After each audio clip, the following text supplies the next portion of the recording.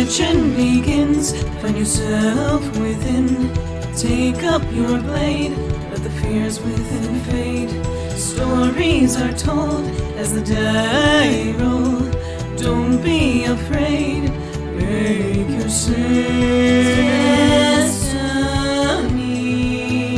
will find you in me. Friends at your side, may the group with pride. Try as you might, you now live to fight. Monster nor foe can fill you with woe. Enemies in sight, it's time to roll dice. Roll for initiative. Check, please. Hello, checkers and pleasers, and welcome to Check Please. Hello, I am your Game Master Beardy, and these are my lovely players. Introduce yourselves. Hello, my name is Keni. I play Louie Freeman, Ice Boy Extraordinaire. I'm Skrewy. I'm dead again. It's true. Again. Again. No, I've only been dead twice. You were This is my second time. You were undead. You were a skeleton. That was the joke. Yeah. So I'm re-dead. Thank you. We're Yeah, getting that's there. good. That checks out. I like it. Yeah, the math works. I'm Grem. I'm not dead. Neither is Valentino yet. I'm Shane, and I play Xander, the BBEG of this campaign. And I am Xeno, not Zu'lin, but I do play Zu'lin. And I have 3 necklaces, while all these other scrubs have 1 to none. It's true. And also are playing the BBEG of the campaign. Maybe. Mm. We'll see. The big Thus bad guy's boyfriend. Ooh. Yeah. Shane, your Zu'lin Yowie is finally coming true. You can achieve all your dreams. The crow So- bottoms are so happy. Does anyone recall what happened last time? Yes.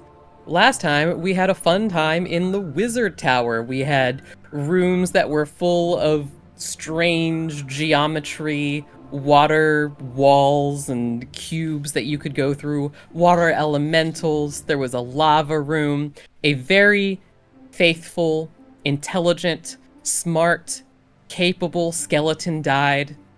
And Stavik too. And at the end, we ascended to the top of this wizard's tower, and we found the end of the world machine with the Lich necromancer archmage and the scary shadow dragon who was definitely giving evil eunuch plotting to overthrow the king. Yeah. And that's where we left off. Yeah. Giving very, very much crooked royal vizier. Very much so. Yeah. That's so twisted. Well, that's fun. That's a fun place we left off. Well, that's not what we're going to pick up, though. Not at all. Oh my god. Not even a little bit. Oh no. Have oh fun. my god. I'm Yeah, so we just excited. know already. We're just skipping the fight. Beardy's like, you guys don't have a chance. You're just fucking dead. We're just doing a new campaign. You find yourself at the Telehouse. Yeah. Something like that. Uh-huh. Stavik. Oh no.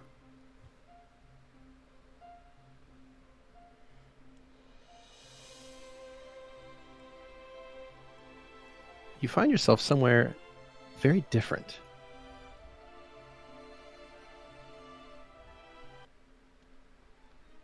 Ooh. Nevada. Yeah, Nevada. You Arizona. find yourself somewhere different. The world around you is not the one that you are familiar with.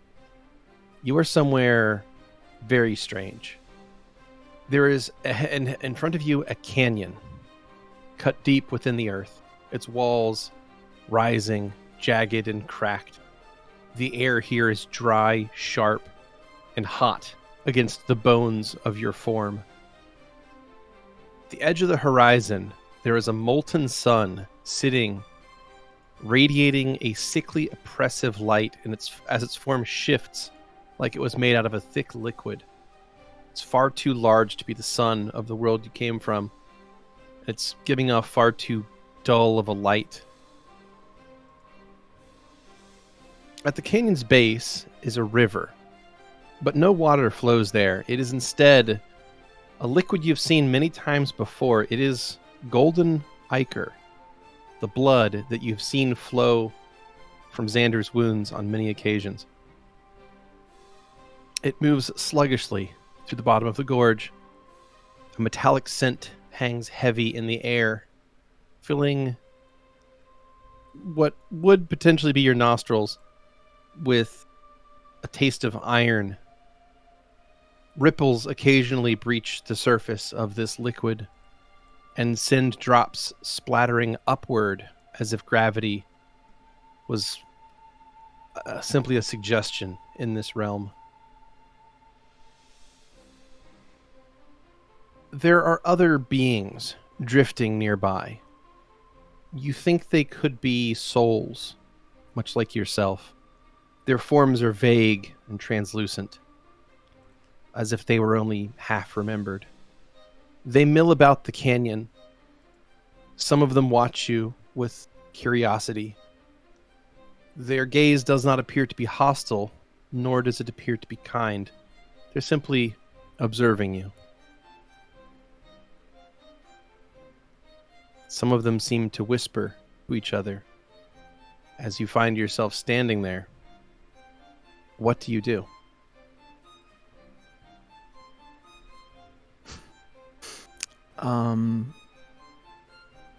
Stavik looks around, looks down into the canyon, and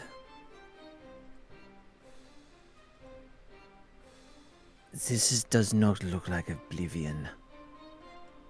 Or at least not what I think it would have been. He looks down into the canyon at the individuals, the ghostly forms. Sure. And he just kind of waves. About half of them turn and simply drift away from you. The other half simply float where they are currently and watch you. None of them seem to wish to engage you in conversation, at least not from this distance. How far, what would it take for me to get down there? You could walk. Oh, okay. You seem to have bony legs that are capable of holding you up. Okay. I'm going to make, and I'm just complete, just nothing on me, just a walking skeleton. Just a skeleton. Just bones, as they would say. Just bones. Just bones. This still the black onyx bones, right? No. Oh. No. Just These normal are calcium. Calcium bones. Gotta have my milk. So, well, that is new. Okay. He's gonna look. How far does that river go? I mean, I'm assuming it goes way off into the distance. It goes way off into the distance, seemingly for an infinite amount of distance. And looking in the around other at direction. And you look, and it seems to go in infinite distance the other way as well. Okay. Judging from the terrain here, it does seem like this is not a place that physics dictate, because certain things are strange. Like sometimes the liquid simply pools and floats up into the air as if the river begins to rain into the sky. Other features of the terrain certainly also look alien. There are strange pillars of stone that come up from the sides of the canyon that seem to go on and pierce the very heavens themselves. Cool. None of this seems to make any kind of sense from a geological standpoint. Can I do a a kind of experiment for himself. He's going Sure. to think to himself like, okay, so the physics don't work here. The laws of nature don't seem to apply here. I'm going to believe that I'm able to jump from this side to where I want to go. Similar to what was that? That awful Disney movie? Not John Wick. Something from Mars. Yes. Uh, the popular excuse me. Disney movie, Are you- John Wick. Are you besmirching one of the greatest sci-fi movies ever made, John Carter? Wow. I'm just now imagining John Carter, but with John Wick in his place. Yeah. That's a Disney It's movie? It is a fantastic book series that was made into a somewhat mediocre movie. Anyway. Yeah. Yes. Kind of like how he's able to. He's able to jump because he's from Earth and he was on Mars, and Mars has roughly like a third gravity of Earth. Yeah. So I'm gonna do a kind of little experiment to see if I'm able to kind of do similar jumps. Sure. Yeah. Go for it. You want to jump from one side of the canyon to the other? I'm gonna try. Okay. Go ahead and give me an acrobatics check. You got it. So the distance from one side of the canyon to the other is, in some places, quite far, and even in the closest of places, is still quite far. You believe that this would be an incredibly impossible jump to do in the real world, but you've surmised that you're not in the real world, so why should the real world physics apply to you? 2. Okay. So the question is more one of belief, Stavik. So my question is, does Stavik believe he can do this? He believes he's dead. So he knows that this is not the normal plane, and that the normal things, and he's seen the things just go from the ground up. So he believes he can do this. Well, you get a running start and you jump, and you believe that you can make it across, and you jump, and as you do, you kind of go head over ass, as you can't quite control your rotation very well. And you sort of become a little discombobulated, and the next thing you feel is the ground striking you quite hard as you land. And when you pick yourself back up, you are covered in this sort of red, sandy dust. But you're on the other side of the canyon. You've kind of come to a skidding stop over there. But yeah, you've jumped across the canyon and are mostly okay. Neat. Okay. Well. And he'll look down. Is there anyone that's looking like, that's kind of like, not clapping per se, but like... No, I'm afraid you have no audience. Oh, No, the other souls were not paying too much attention to what you were doing. It seems many of them are introspective more than they are anything else. Jump again. Maybe we'll see it that time. Okay. No, but what he's going to do this time is he's going to kind of jump and make his way down to the river, riverbank. Okay. Or maybe just slide his way down. Sure. You slide your way down to the riverbank, and it's quite a distance, but you make it to the bottom, kicking up a large storm of red dust on your way down to the bottom of the canyon. But when you come to a skidding halt at the bottom, you find this thick liquid, this golden ichor that makes up the river here in front of you. It very, very slowly flows through the canyon, but it also seems to ripple and move as if it has a life of its own. As one of those blobs, like kind of like a lava lamp, comes out of there, he's kind of just gonna like scoop it up, and I mean, yeah, he has bony hands, so he's gonna try to pull it as best as he can. to try to just get a closer look at it. Sure. Yeah, you run your hand through some of the rain as it comes up out of the river in certain places, and you grab hold of some of it, and it is sort of a gelatinous consistency to it, but you end up getting a handful of the stuff that you can pass between one bony hand and the other. It looks like molten gold in your hands. It But has no the odor. consistency- I mean, it smells metallic. It smells strangely reminiscent of blood. He's gonna take a bony pinky tip and just like. I mean, he doesn't know gums or anything, but it's kind of like Yeah. You rub it on your Mentally- teeth. just to see if there's any sort of taste There's not. that he can.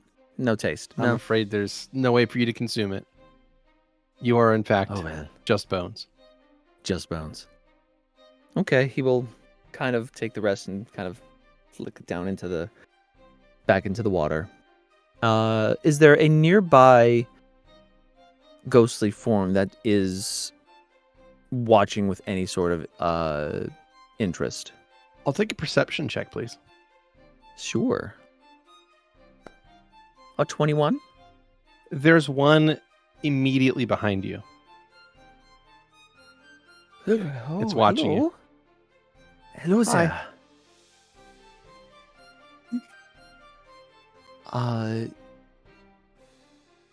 I am Stavik.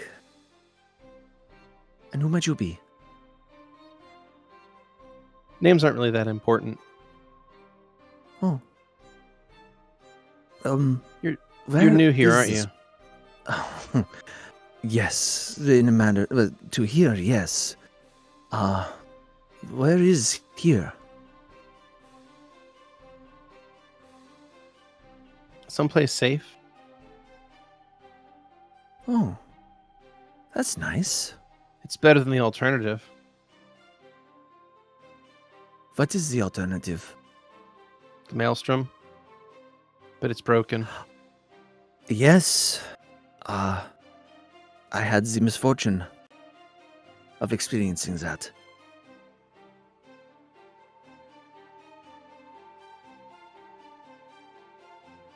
It's strange. Most of us here aren't fully here, but enough of ourselves are here to act as an anchor. An anchor? Mm-hmm. Really? For who? For our minds, for our consciousness. Ah. Part of me is in the Maelstrom and part of me is here. I prefer being here more. I assume that means most of me is here? The figure reaches forward with one luminous arm that looks more like shadow and passes through your shoulder. I think you're mostly here. You might entirely be here. And that's probably for the best, too. It's peaceful. Yeah, Is there not a mu- lot much- to do, though. Huh. Some of us have talked for a while, but that gets old eventually, too. Well, I'm new. I have new things to talk about. Whenabouts were you from?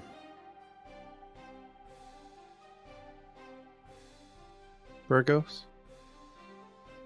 Oh, I was just there. I think. That's nice. My friends, we were battling a crystalline figure. Unfortunately, it got the better of me. I was, well, you see, bones. I was stone bones, if you will understand. They were not organic. They were constructed, and my soul was inside them. And unfortunately, the containment of my soul, I guess, gave out. The figure is looking around as you're talking. What are you looking for? I apologize. I Oh, must be I'm boring sorry. you. I lost track of time. What were you saying? Nothing's of great import.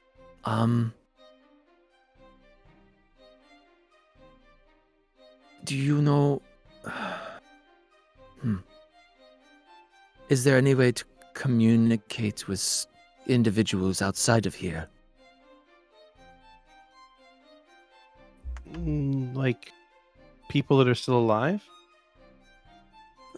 Yes, preferably. I don't think so. I've wandered around for a while, but all I found is more canyon and more river. And I can go back to the Maelstrom if I want, but it seems like it's worse there. I'll probably go there once it calms down. We were trying to fix the Maelstrom. That's nice. Do you like music? I do. Nice. What music do you like? All kinds. I've heard of an instrument where it's a bunch of strings on a tube and they turn a crank and it's like a automated violin. It sounds complicated. But it's You don't a need an very instrument for interesting music. town. If you have a voice, you can just sing.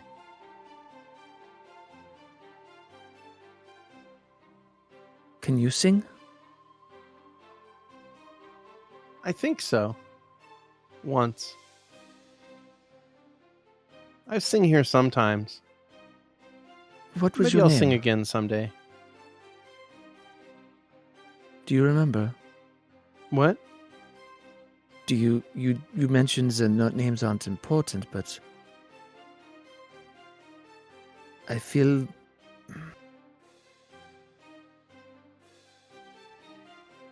do you remember if you were a singer at a tavern? At an inn between two I've bridges? sang at taverns before, yeah.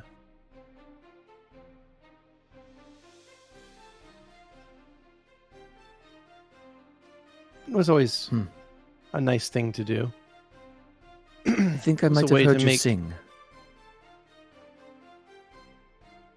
Are you sure? Can I do? And is this ghost? Is it just a ghostly, just a shapeless form? It's not, or It's sort of it's sort of a humanoid shape, but it looks more like a condensed cloud than it does a person.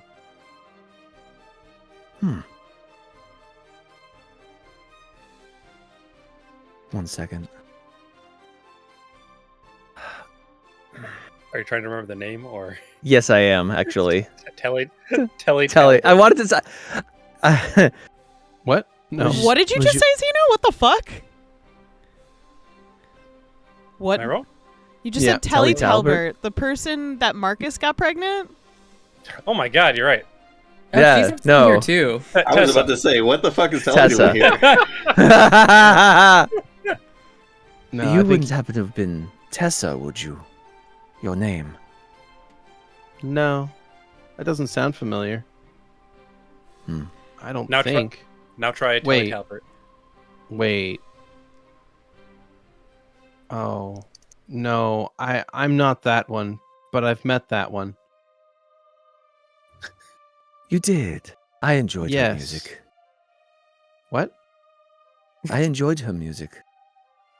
Why? All right. I've heard her sing. God. I've heard her sing. I traveled for quite a distance to get away from it, but noise here goes for a very long distance. Jesus tits, even in fucking this this Even in death. place of peace, everybody's digging on this on poor fucking Maybe Tessa. it's just that she was just bad at singing. Sometimes you can just be bad at things. Oh, well. No, I was called Silverstring. Hey. Yeah. Ooh, Oh, buddy. I'm sorry, please. You remember that cave we went to with the echo Oh. stones and we Legendary bard. Yeah. Oh.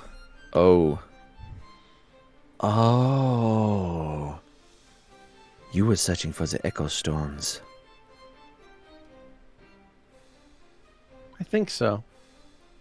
It's a very long time ago. I don't think it matters much anymore. No. I assume that once you've reached here, not much does. I hope we can fix well. One, I hope my friends could somehow bring me back. But You can go I hope- back. I can? Yes. How? Look at you. And look at everyone else here. And How as you I do go look back? at yourself, you see that you are in fact a skeleton made of calcium bones. And all the other figures around you seem to be these shadowy cloud-like entities. Yeah, So you are somehow different than they are. I understand, but how do I go back? I mean, I want to go back. I don't know how. You just go the only way you can. And the figure will point toward the river. Huh. Into the river. It will send you back. But it could be jarring for you. It's never easy to travel through it. Well, think of it this way. I've already been through the maelstrom. I was, as you see, a skeleton. I was in the maelstrom for many years. This is just a fun new experience.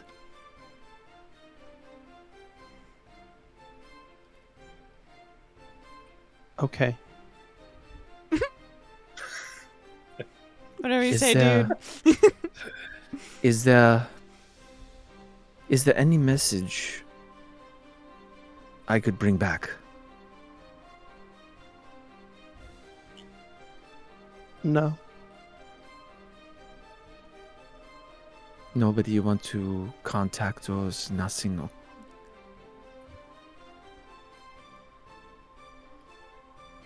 The figure's already seemingly lost interest in you and is looking around. Seems to Aw. float away. Poor thing. I have that too. ADHD is rough. Anyway. She just died a really, really long time ago, though, too, bud. Yeah. Stavik looks around, looks up, and then looks into goes to the Please bank make- of the river. Okay. Please make a perception check. You got it. Even better. 25.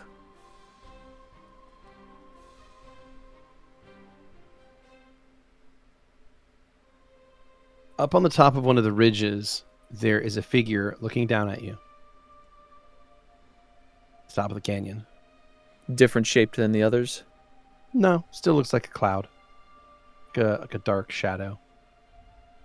A dark shadow. Okay. Well, just a shadow. Just a Oh, okay, collection okay. of smoke. Like everyone else. Like everyone Oh, else. okay. Looks, Oh, they all okay, look okay. I very thought it was- similar. I thought there was- shadow. What's a not dark shadow? One of the Stavik waves. you see one of the many souls in this realm is looking down at you from the top of the canyon. It does not wave back, but it just watches you. Turns the finger. What's your name? There's Tessa. Nah, she's in hell. Stavik will. If they have a significant kind of if they're, he's gonna look around and then look back up at that person. If they're still looking at him, he's going to make a running jump to get up there. Okay. They are indeed still looking at you, and you make a jump and find yourself up on top of the canyon a moment later. Does that kind of running stop? Oh, wow. That's a lot of fun. Hello. Hello. You're very cheery. I try to be. You're new here. That much is Yes. obvious.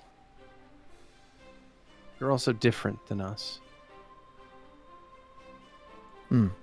Yes. So it would seem.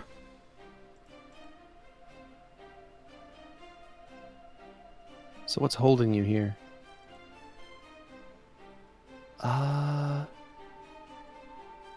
Well, I talked to that person, that soul down there, and they said it was basically me holding myself here.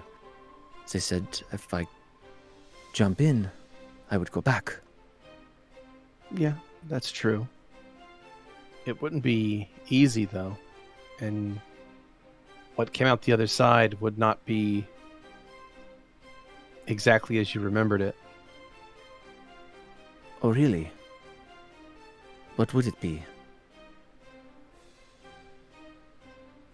Most of you? Not all. I'm afraid not. Going through the barriers of life and death are, well, they always take their toll.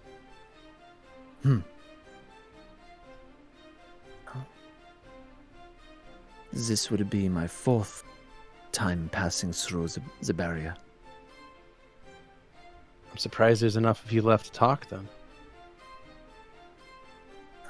The first 2 times I had a tether, I think would be the best way to describe it. At least that's what I was told. I know. You know? Yeah. How do you know? That's not important. Why, it is a little important. I'm looking for someone. You're looking for your friends? I'm looking You- I'm looking forward to seeing my friends, but while I But was they're not who alive, you're I looking was- for. That is correct. You're looking for your wife? That is correct. Interesting. You won't find her here, I'm afraid. How do you have this knowledge? I know most people here. I've been here for some time. It's easy to tell who they are. You already know. I think you have me at a disadvantage. You seem to know who I am, but I know not of you. Would you be willing to share with me your name? No, it's not important who I am. What I would like you to know is that she isn't here. This, he spreads his arms out to gesture across this expanse that you can see, is something like a holding cell or a box. Not quite a cage, more of a storage crate would be a way to think of it. A bin. That's it. This is a bin. A bucket. There's nothing Bucket of holding you souls. here, but it holds things. Okay. Cage would be the wrong word because that would imply that you're being held here. You can leave whenever you like.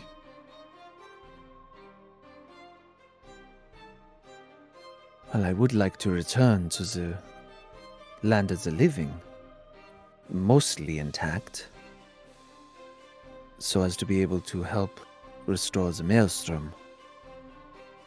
That's a noble goal. You know how to leave? I was only told the river was the key, or the door, as it were. That's true. That river's made of life. If you jump in it, it will wash you downriver and you'll find yourself back amongst the living. But it's a difficult process, one that you might be particularly aware of in how damaging it can be.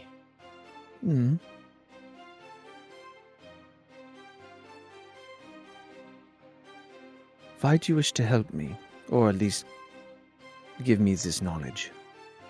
I'm simply talking to you.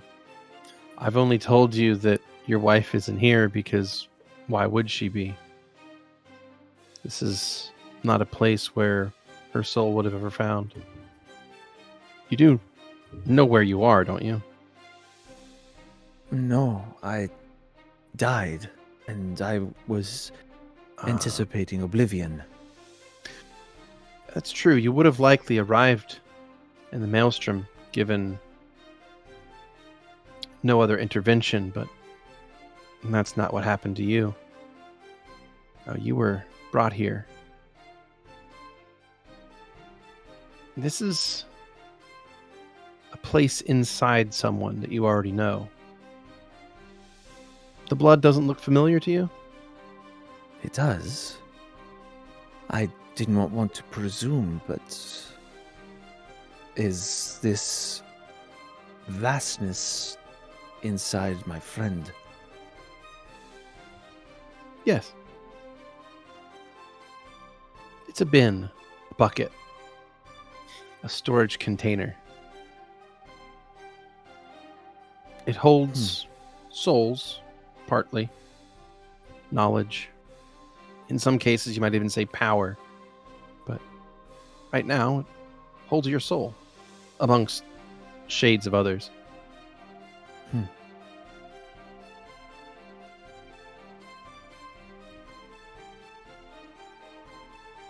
I'm just very curious as to how you know so much about me and my situation.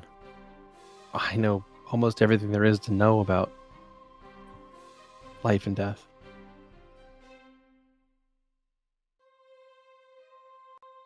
I'm not going to be presumptuous. Are you the connection to Owen?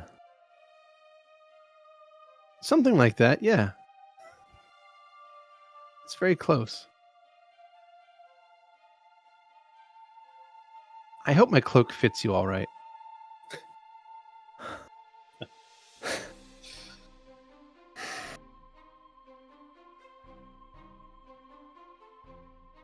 He's like kind of he can't like smile or anything like that, but he kind of you see his shoulders relax a lot.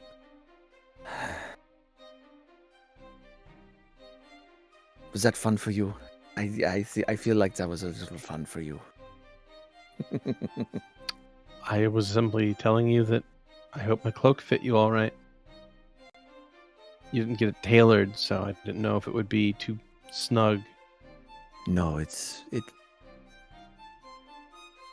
It was nice to be able to sleep. It is something that I always forget about. It's nice to be reminded of it from time to time. But anyway, I'm here because your friend took a part of me and kept it here for safekeeping. Mm-hmm. So here I am.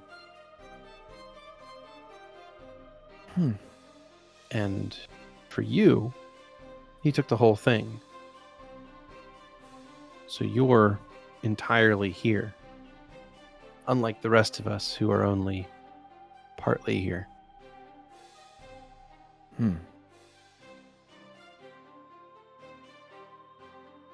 What can I expect? Pain. Confusion. Probably some more pain after that. And it's not going to be comfortable at any point. But I imagine your friends need you. Where we were was very dangerous. I would very much like to be able to help them. There's the road. Being gestures to the river. Like I said, it's not a cage. You're allowed to leave whenever you like. Just know that what emerges back into the world of the living will be different.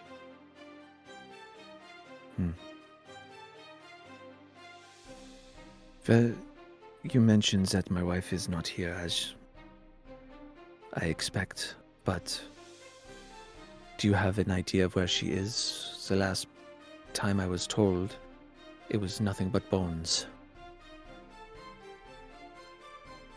I have no idea where she is. Aside from the fact that I know she isn't here.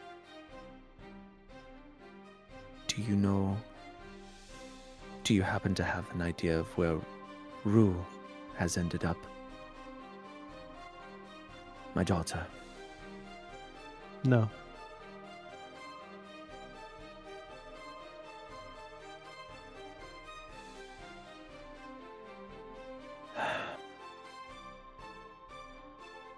Thank you for what you do. Or at least the rest of you does. I hope we can restore you. I hope we can restore you to all that you are. I'm an echo of previous incarnation. There's no restoring me. I'm simply what's left over from the previous life. You need to find the real me, or the new version of me, and fix them. But that's all on the other side. Is there anything else you wanted to know?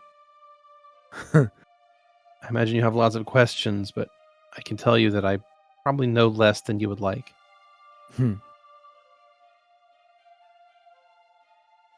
Current events are not my strong suit. How about previous events? Oh, the ancient past? That I'm an expert on. So, well, depends on how far back how recent you might know.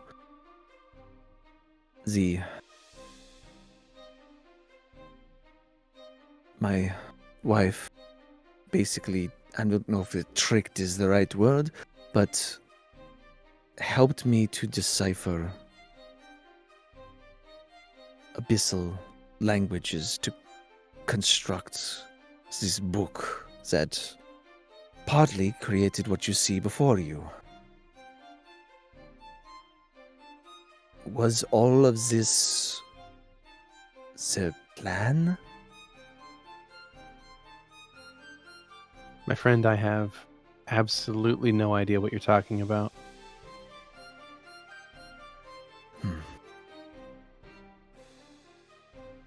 I've been dead for quite some time.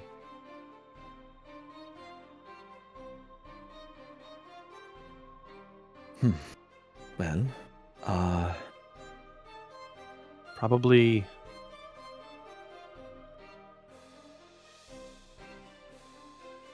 maybe 500 years? Somewhere in there? I haven't done query. I haven't done the math How long recently. has that? How long has that lich been? How long has this wizard been there? 65 years? 65 years. Okay. Something like that? Okay. I'm trying to think of any questions to ask, and I'm coming up a little blank. Yeah, he's been dead a long time.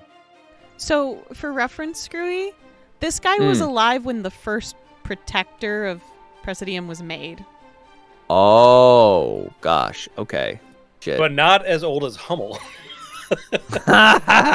Yo, you ever run into this? You ever see this like bee person get burnt at the stake? Hummel? Oh my god! That bitch! That motherfucker owes me money.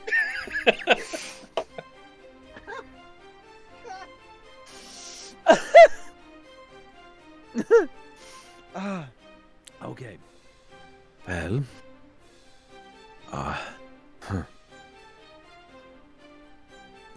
You might have some insight.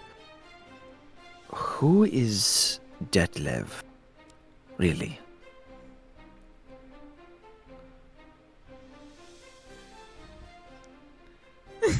I think you'd better go. Damn it! Damn it! Damn it! Damn it! You're talking to... And you... Oh! What? Come on! Okay, come on! Not everyone knows everyone! Still. You're asking dangerous questions, bro. Yes. Do you want I to come know. back or not? Yeah, I do want to come Right. back. I'm taking the opportunity to ask the question that This isn't book. one of those This questions isn't Google. Goggle. Well, I think I shall try what's a cannonball. Good luck. There aren't cannons. Yeah, what the fuck is that? Oh, jeez, I think I'm they gonna wouldn't do have a cannonball. rock. Trebuchet rock? Yeah, a trebuchet boulder. Trebuchet shot. Yep, I'm going to try the trebuchet shot, and he's going to get a little bit of a running jump, and Stop calling it that. It's not going to catch on. I like to think that a trebuchet shot is actually when you have like a small person, a child, or a small character, you grab them by a limb and just fling them into water. Yeah. You would probably just shout catapult and then jump into the water. catapult. So you do so, jumping from the top of this canyon, and you fall into the river of molten gold. Once you find yourself submerged in that viscous fluid, there is a strange warmth to it that feels uncomfortable. You would think that almost at first it would seem soothing, but if anything, it makes your bones itch. And you have a strange reaction to it, as in with fits and shocks, you begin to convulse uncontrollably, as if your undead form was being suffused with living energy to the point that it was becoming painful. And as you travel down this river, you lose consciousness.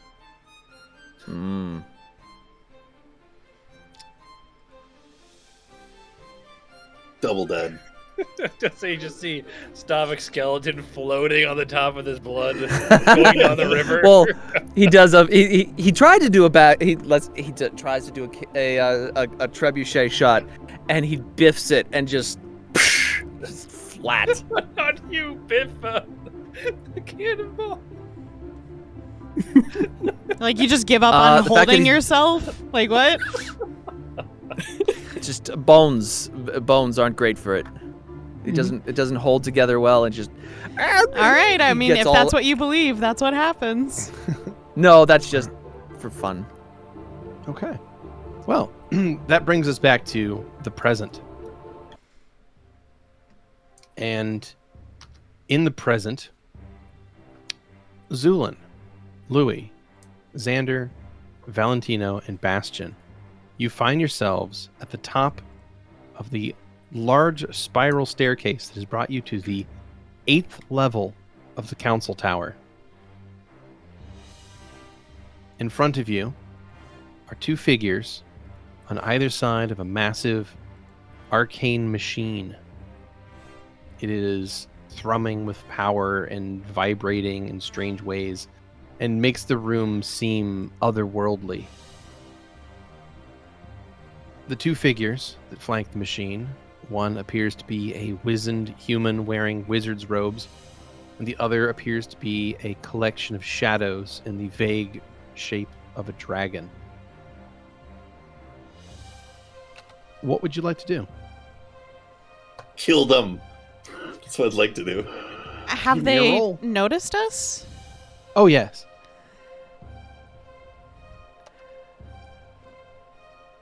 Oh, we're not in initiative yet? No. Not yet. Oh. Okay. Hello, my lord. We've taken so much time to meet you as your good citizens.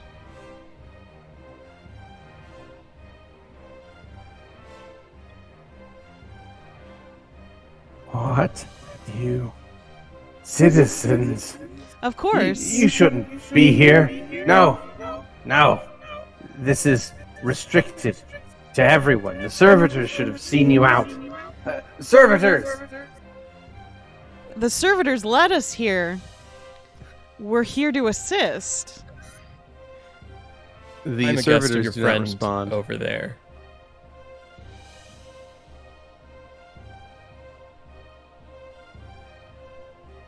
My dear Archmage, it seems these are intruders, guised as your citizens. Perhaps it'd be best if you were to dispose of them. I could even be of assistance in this matter. Yes. Yes, intruders. They're here to derail my plans. They're here to stop me from saving Izmir. Yes, they must die. I cast They haste must all on the die. party. Wait, what? I would like to cast haste on the party then. Okay. Yeah. So as that happens, you may roll initiative.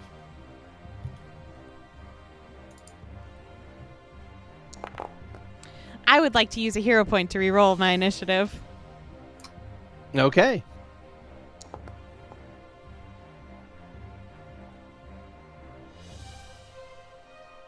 Go ahead and re-roll your initiative. Okay.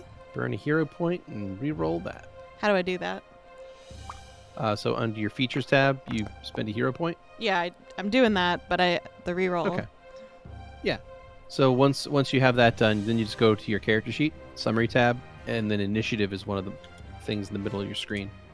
It's the bottom right of your defenses section. Right next to CMB. Oh, Or I just see roll it. a I've D20 plus 5. clicked it, but it won't do anything. Oh, okay. Well, let me do this then. Roll it now. Oh, sorry. I'll do that. It's then. okay.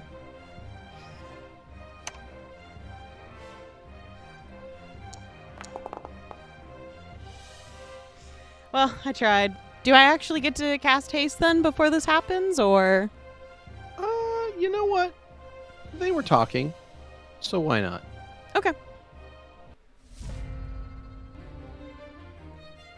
So, Louie, go ahead and cast haste. Done. A bunch of these ice butterflies that he swarms into his hand, he sends out, and each one sort of delves into each person's chest and gives everyone an energetic and kind of minty, icy cool boost. Minty Icy Cool boost has been applied to the entire party. All right. Round 1 begins, and it is Bastion's initiative. All right, so looking at the situation, Bastion is going to delay. Zu'lin, you're up. All right, Zu'lin's going to run up to the side. I see that there's some, like, I don't know, refuse or something on the ground. What is that? That just nothing? Yeah, there's just piles of refuse and detritus in places, but none of it's enough to really be much of an issue. Yeah, is there any cover or anything in this area? There does not appear to be. I mean, the only cover is the wall to your northeast. So there's a wall immediately to your northeast that is separating this room from the stairwell. So that would be cover. Okay, in that case, Zu'lin's going to just run to the side of the room, the right side of the room. And as he does, he's going to quickly fling out this small jar that cracks midair into a quite small slime. And what I'm doing is I am going to be summoning a gelatinous orb next to the lich. Alrighty. You summon a gelatinous orb beside the lich.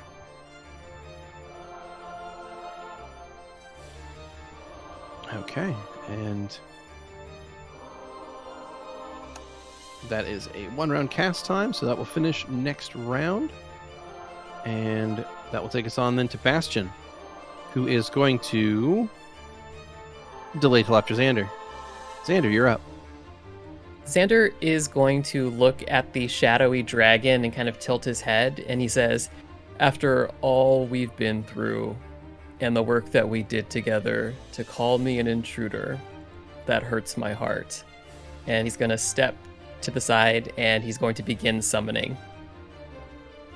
Before this is all done, I will do far worse than that. Oh dear.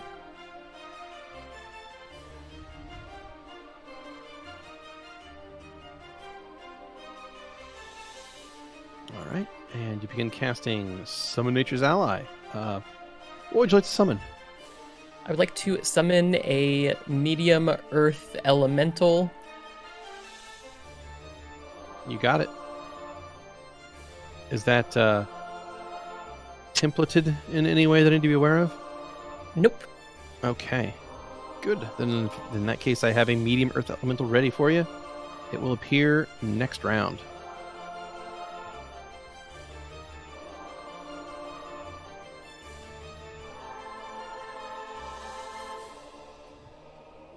Okay. That will take us on then to Bastion, who is going to... If he delays after me, I'm going to delay after him, so he better fucking not. All right. So rather than getting into a delay off with Val, he will go ahead and take action then. So he will spring forth, moving at excessive speeds, because that's how it works when you have haste. He's going to move down and get to the east side of this strange mage person, and will try to make a single stab with a rapier. This counts as a sneak attack, because the mage is currently flat-footed. And he will get a 30 to hit, which is a critical threat, but his confirmation roll is nowhere close. So he does manage to hit and deal 26 points of damage because he is using a sneak attack. Bad news is, it is really heavily resisted. So by the time he strikes this thing, it's actually only going to barely injure the wizard. That's his turn, and that takes us on to Valentino. All right, that's good to know. I am going to then... is the space to the west of the high mage, like, can I step there? There's a device there. Yeah, I didn't know how tall the device was. Yeah, it's going to be in the way. Okay. Then Valentino's going to move up so they can get a good look of everything. Mhm. And I'm going to just start out with a fireball. Although, I've got so much action. You know what? We're actually going to move up. Okay. So the northwest of this mage is valid, correct? Yeah, that's valid. Okay.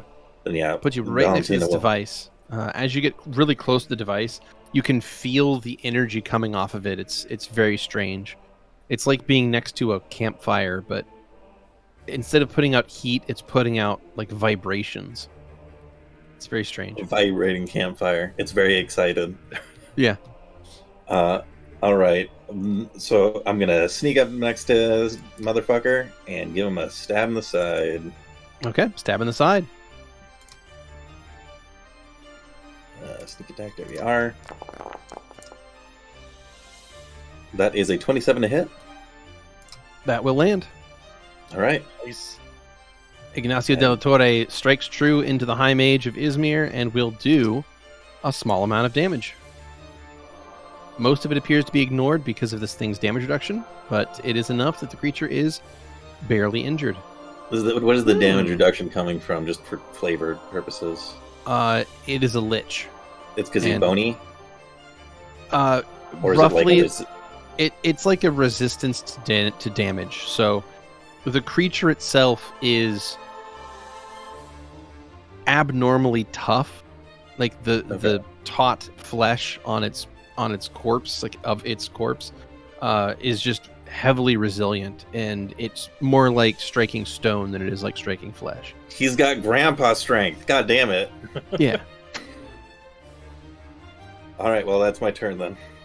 Okay. That will take us on to the Shadow Given Form. And the Shadow Given Form is going to move forward 20 feet. And then make a breath attack.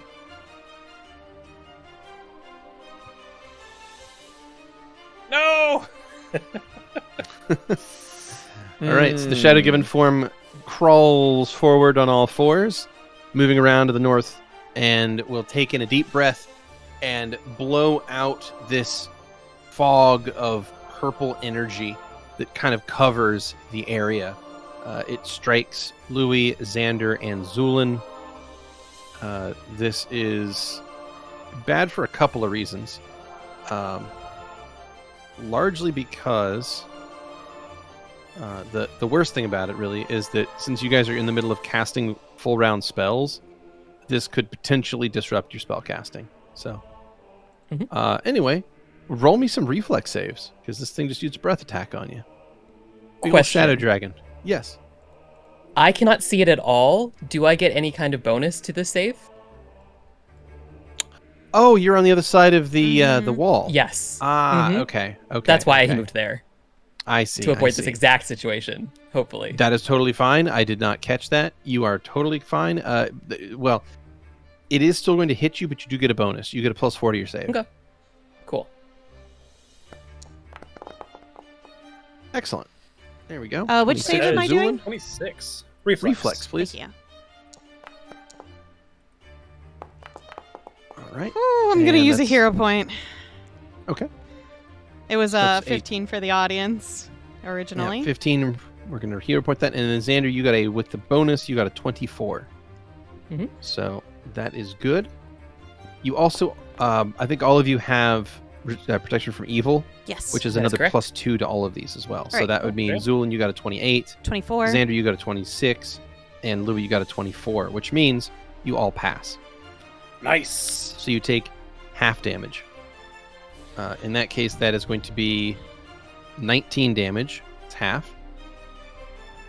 And I need Xander and I believe and Zu'lin to please make me a concentration check. Okay. That's a 31.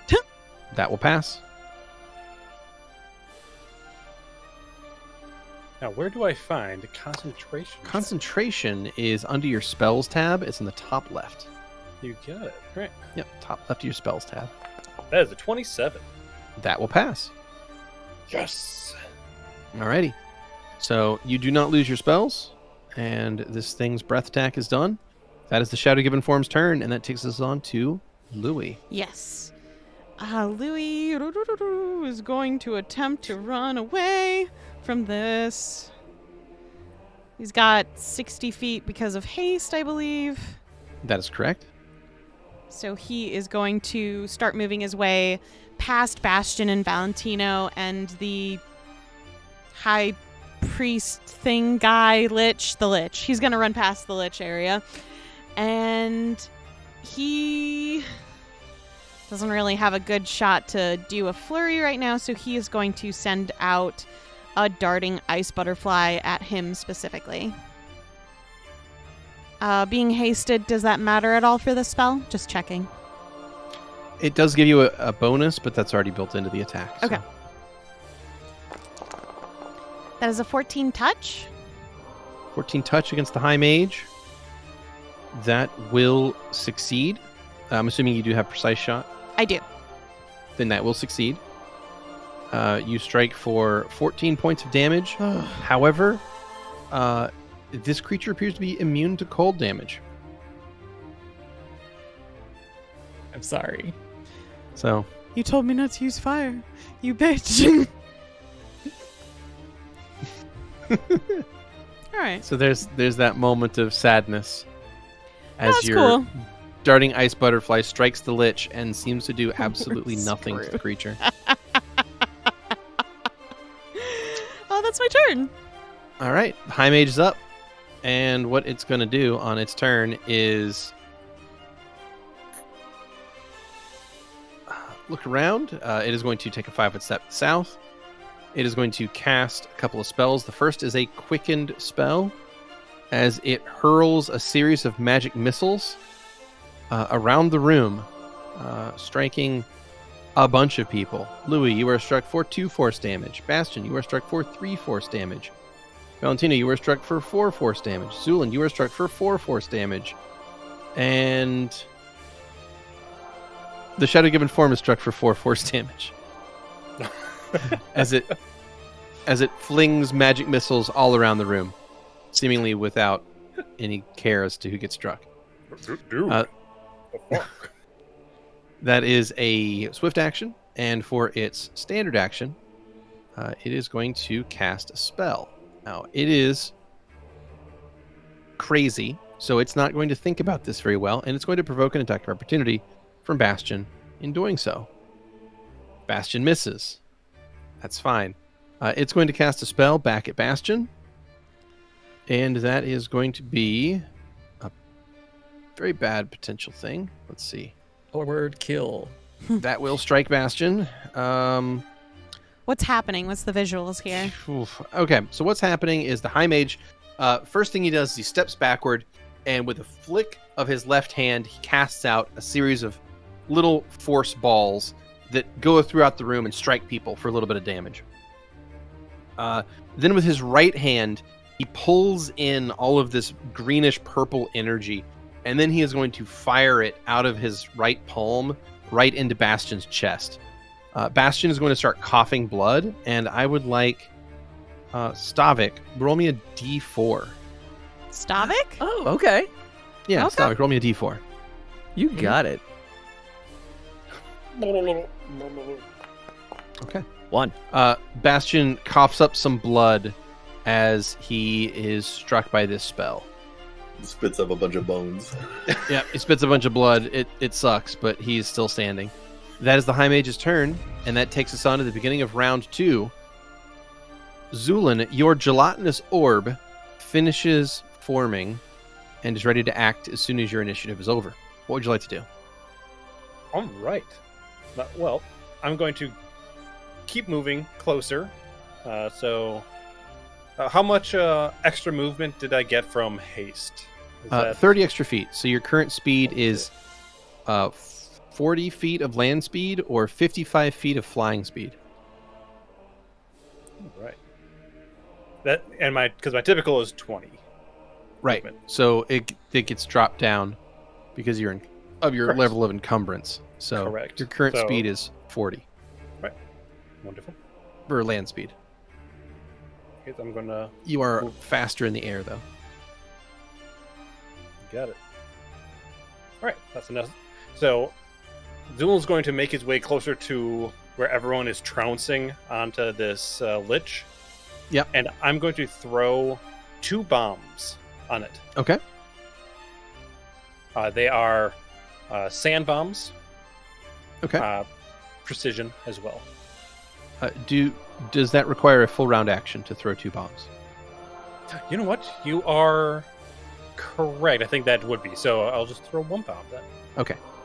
Just making sure. I guess basically a full attack. So he is going to Alrighty. lob one of these over Bastion's head, and hopefully it's basically going to splash into the lich as well as just dispersing fire behind him. You got it. So this is a what style of bomb? This is a precise sand fire bomb. Precise sand fire bomb. Wonderful. All right. Well, your bomb is hucked out of your hand. It sails over Bastion's head. It's going to land right on the High Mage, striking him. The vessel pops, and flaming sand is cast all around him, except for where Bastion's standing. So, let's see. That means he is going to take 19 points of fire damage. And he is going to be blinded for 1 round. And he is quite upset about that. I would too. You know, I can't blame him.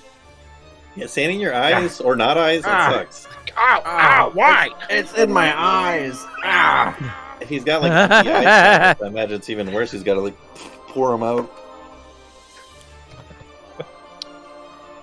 And with that, That is the Let's gelatinous see. orb. that is that. All right. What would you like your gelatinous orb to do? So I do not control it, if I recall. You do not. But I didn't know if you had the ability to impart commands to it. No, like as in, it is its own thing. Okay. If So I tell me about your gelatinous orb. Does it seek out any particular kind of prey? I mean, it seeks out small to medium creatures that typically have heads. Okay. So my question is, what keeps it from attacking your allies? Nothing. The DM. That's it. Oh no. Okay. Well, let's see. Because there is 2 other beings closer to it Also, than the. quick question. So, because it had a round casting time, was I able to decide where it would spawn Yes. on that round? Yes. Can Where I do you have want it to said behind the lich? Absolutely. There we go. For sure. Okay. In that case, it appears it finishes coalescing immediately to the south of the High Mage, and it is going to go after the nearest thing, which is the High Mage. So it is going to try and make a slam attack at the High Mage. That is going to hit and deal 1 point of acid damage. And then I believe it gets to engulf the head. Yes, which means, if I recall, the lich would be blinded, deafened, and nauseated, although I do not believe that it can be nauseated since it's a lich, correct? Yeah, it is immune to quite a lot of stuff. So, all right. Opponents can make an attack of opportunity against the ooze, or a saving throw versus the attack, but not both. So it does get to potentially make a reflex save to avoid having its head engulfed, or it could try to attack the creature. I think in this case it is blinded, and it's therefore not going to be able to make an attack of opportunity, so it'll just get the save. So 1 reflex save later. The High Mage gets a 17 on the reflex, which is going to avoid getting its head engulfed. So what's going to happen narratively is the gelatinous orb is going to coalesce behind it, launch itself up onto this thing's shoulders, try to engulf its head, and the High Mage is sort of struggling to keep it away from itself at this point. So it's now sharing the same space as the Lich, and is trying to engulf its head, but is so far unsuccessful. Nice. Xander, what would you like to do? Okay. So let me move back into the room really quickly. Let's see. he was up here. So he's going to put the elemental there. Okay. Right behind the shadow given form. Yep. And he is... Okay. Let me pull out my rulers. I would like to drop an execration curse Okay. on the dragon. And that is a will save. That is indeed a will save. Okay. There we go. Alrighty. It will be affected by an execration for 1 round. Okay. In that case, I will chant to extend it. Okay. to 2. And which type of execration would you like this to be? I would like this to be to its AC. Okay. An AC Actually, no, to saves. saves. Yes. Okay. To its saves. Saves execration. And there we go. Okay. So that now has a duration of 2 rounds. And that will take us on to the medium earth elemental's turn. And it's under the orders to just bash this guy. Mm-hmm. All right. So you summon forth this collection of stones that are conjoined together into a rough humanoid shape. It pulls itself together and immediately just starts to try to wail on this shadow dragon, making a slam attack and getting a 27 to hit and dealing 15 points of bludgeoning damage. So very respectable for the speed of very elemental. nice. Very nice indeed. All right, that is enough that the shadow given form is now barely injured. Bastion is up, and Bastion is going to take a 5-foot step to the south and make a Move full more than attack. 5-foot step. Not without guess full I attack. Yeah, not and still being able to full attack. No. He's blind anyways. Yeah, Yes, he's he's blind blind. anyways. Well, So yeah.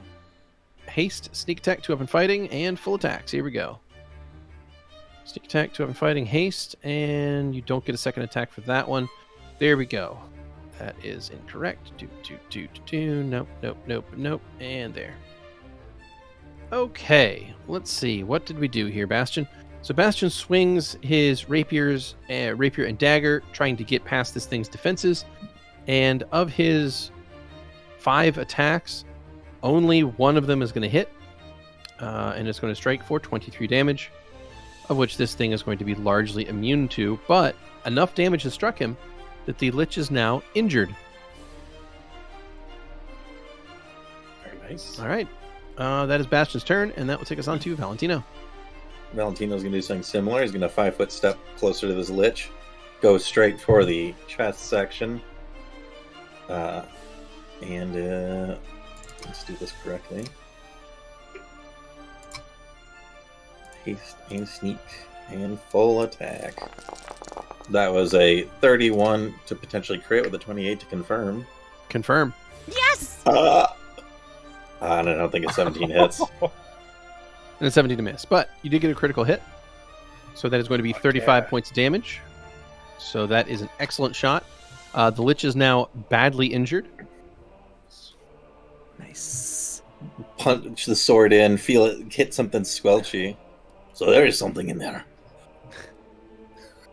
Alrighty. And that will take us on to the Shadow Given Form.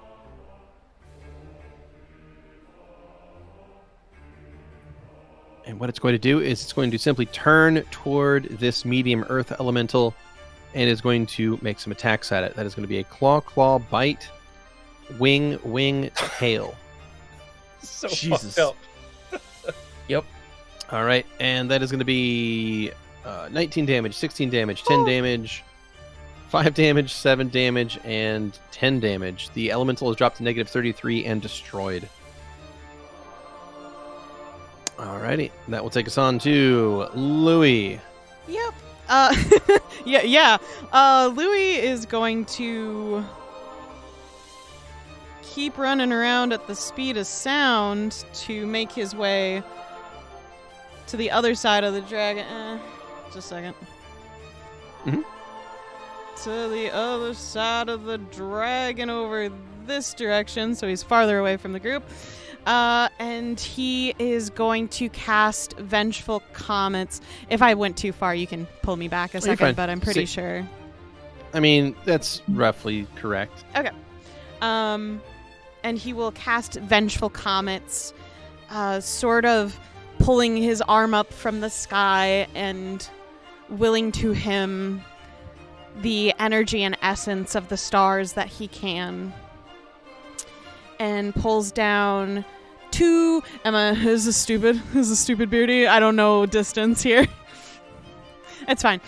He will pull down 2 comets to himself, so that if he is hit by either any sort of like spell attack towards him, that they will attack back. Okay. So he has 2 little stars hovering over his head right now. You got it. Alrighty. That will take us on then to the High Mage. The High Mage is going to take a 5-foot step to the south and is going to mumble something to himself about ungrateful citizens, and he is going to take his hands, put them together. There's going to be a flash of, I guess the best way to put it would be a flash of darkness.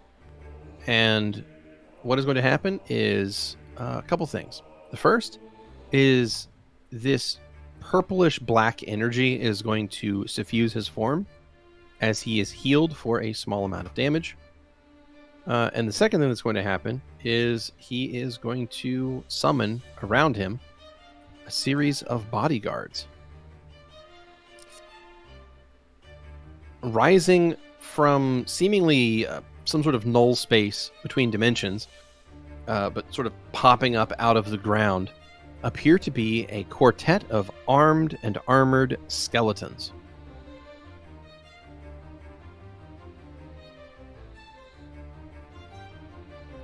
And as he summons those into existence, that will be his round. That's Round fucked 3 up. begins. There's so many things to hit, though, Xeno. There is, Mhm, and you know what? That's a perfect opportunity where Zu'lin's going to go behind Bastion and is going to lob 2 bottles simultaneously, crossing his arm for a throw, and going to get hit by 2 of what he threw last time. That's going to be a sand precise firebomb. You got it. Hell yeah. Oh, sorry. Actually, he's going to be 1 away, so it's a 5-foot step so that he can do a full round attack. Perfect.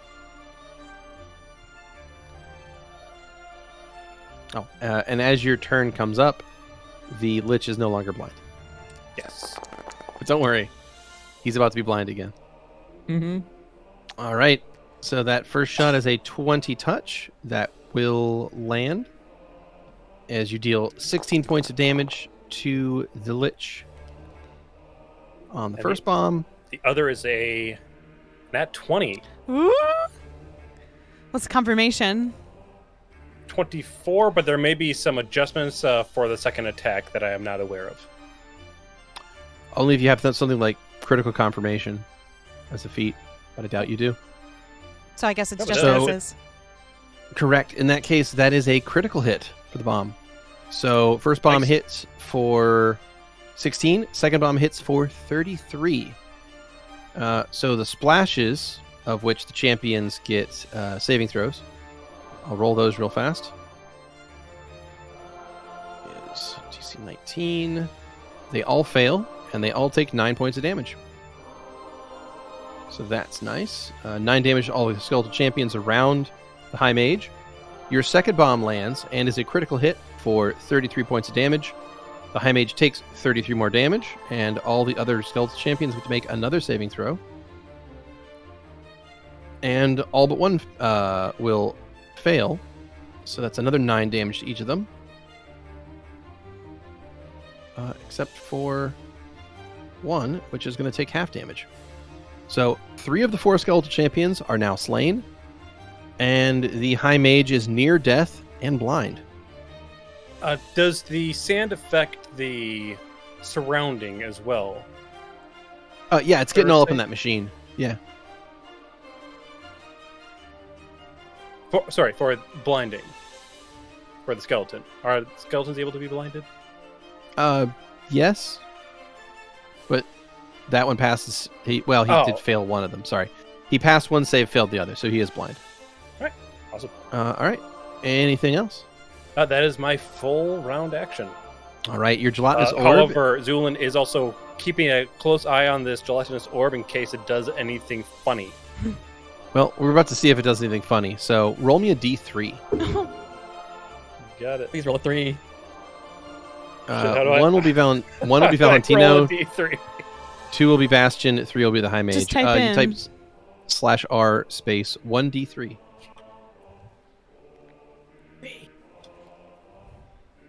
Or a d6. And then I can just do 1, 2, 3, 4, and Do the 5, math. 6. Yeah. There you go. Yeah. 1. 1. All right. Valentino, this gelatinous orb is going to move over and try to engulf your head. Right. Can I dismiss this then? Yes, as a standard action. As a standard Okay. action? Oh, really? Yes. Okay. So Valentino, you get a either a reflex save to avoid having your head engulfed, Or or do a reflex save. okay, I was going to say, or you could make an attack of opportunity Or I could against it. slap it. potentially. Yeah. I don't know if I potentially have to kill it, but if I have to kill it with its slap, I'm just going to take the save. Okay, go for it. It's just a reflex. That's a Yeah, you're nat fine. 20 for a 30. Well, damn. Man, you got it. So, gelatinous orb, nowhere close to being able to get onto your head. You sidestep it quite easily, and that takes us on to Xander. Xander, what do? I would like to drop a suppression curse on the dragon. Okay. So he needs to make a DC 20 will save with his -4 penalty to saves. Yep.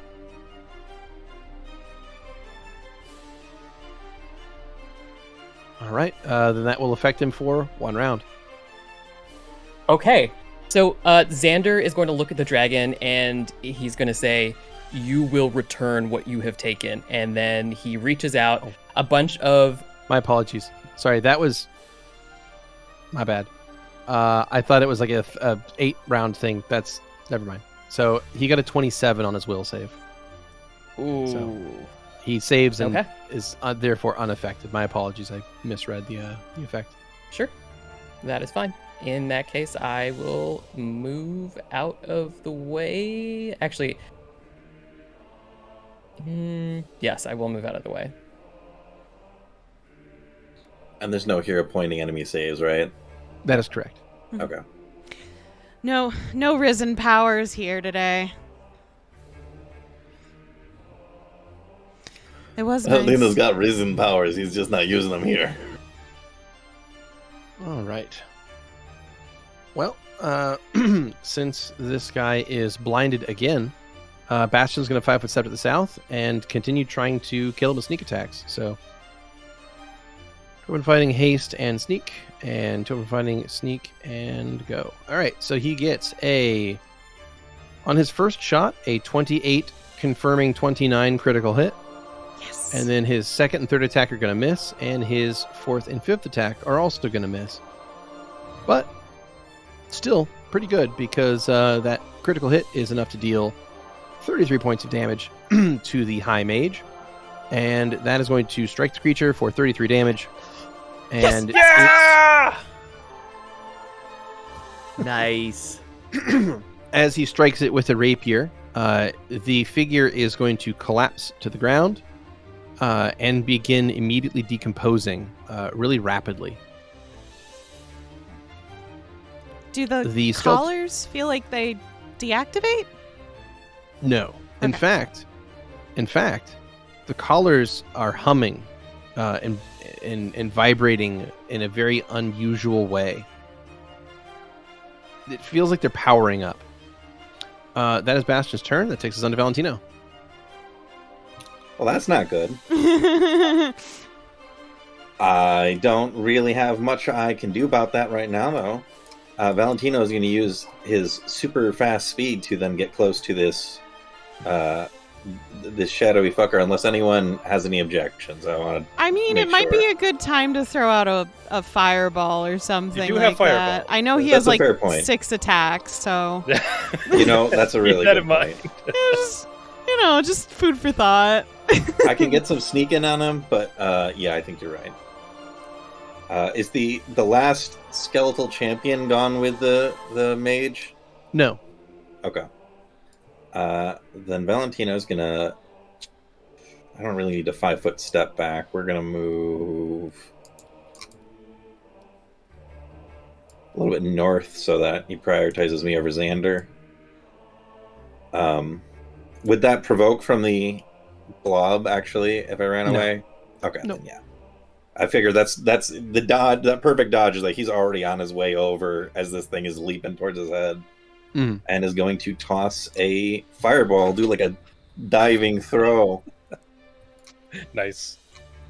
Directly on this shadowy fucker's head. You got it. It's a DC 18, 22 damage potentially. He will take 22 points of fire damage. Hey! Woo! Nice. There we go. The shadow given form is now barely injured. All right. Anything else from Val? That's all he got. All right. Shadow given form is up, and it is going to move over 15 feet and try to make a bite attack at Valentino.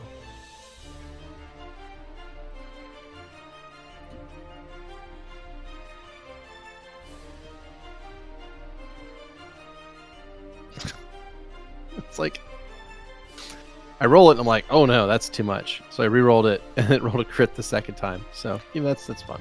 Anyway, Valentino, you are struck for a fair amount of damage. It is going to hit you for 28 on that bite because it apparently rolled really, really, really, really well. That's okay. On I'm its still bite attack. conscious. Yeah. You are still conscious. Technically. And it rolled almost max damage on its bite. So that was just an unfortunate series of D6s. But Valentino, you are struck for a lot of damage and are standing with... Oh, There's Why some is your- math that was wrong, I think. Did- Did it apply both of them? I was at 29. you were at 29. You should be at 1. So Yeah. not sure how that ended up there. You're at 1 hit point. So... All right, that is the Shadow Given Form's turn. That takes us on to Louie. Louie, as you are moving over to the western side of the room, you feel the collar around your neck is continuing to buzz and make noise and seemingly get stronger, like it's powering up. And that's never been a good thing. Yeah, is there any check I can do to kind of think my way out of this? Use magic device or spellcraft? Use magic device, spellcraft, potentially. It didn't seem like there was an easy way out of this thing before, so you're not entirely sure. Mostly I just want to see why it's happening, if I can get a sense of that, if that's okay. Yeah, absolutely. Yeah, go for it. I mean, I think I understand, spellcraft. but just in case. Yeah. Go for it. 23. You think that it's somehow linked to this machine in the middle of the room, and that the machine is reaching its completion.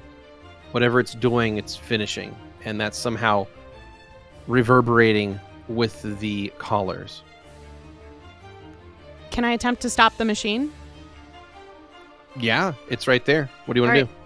He is going to run up to the machine and start using his goddamn excellent intelligence, because what else is it good for? Okay.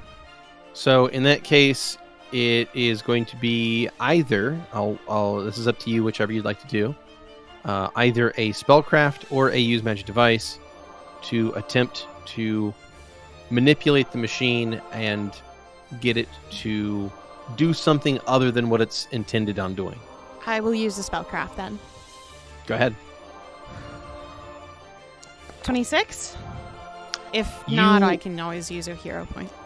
So what this device looks like is it appears to be some kind of collection of almost organically grown crystals that look like they're forming some kind of pointed tower-like construction that comes to a very fine point at the top.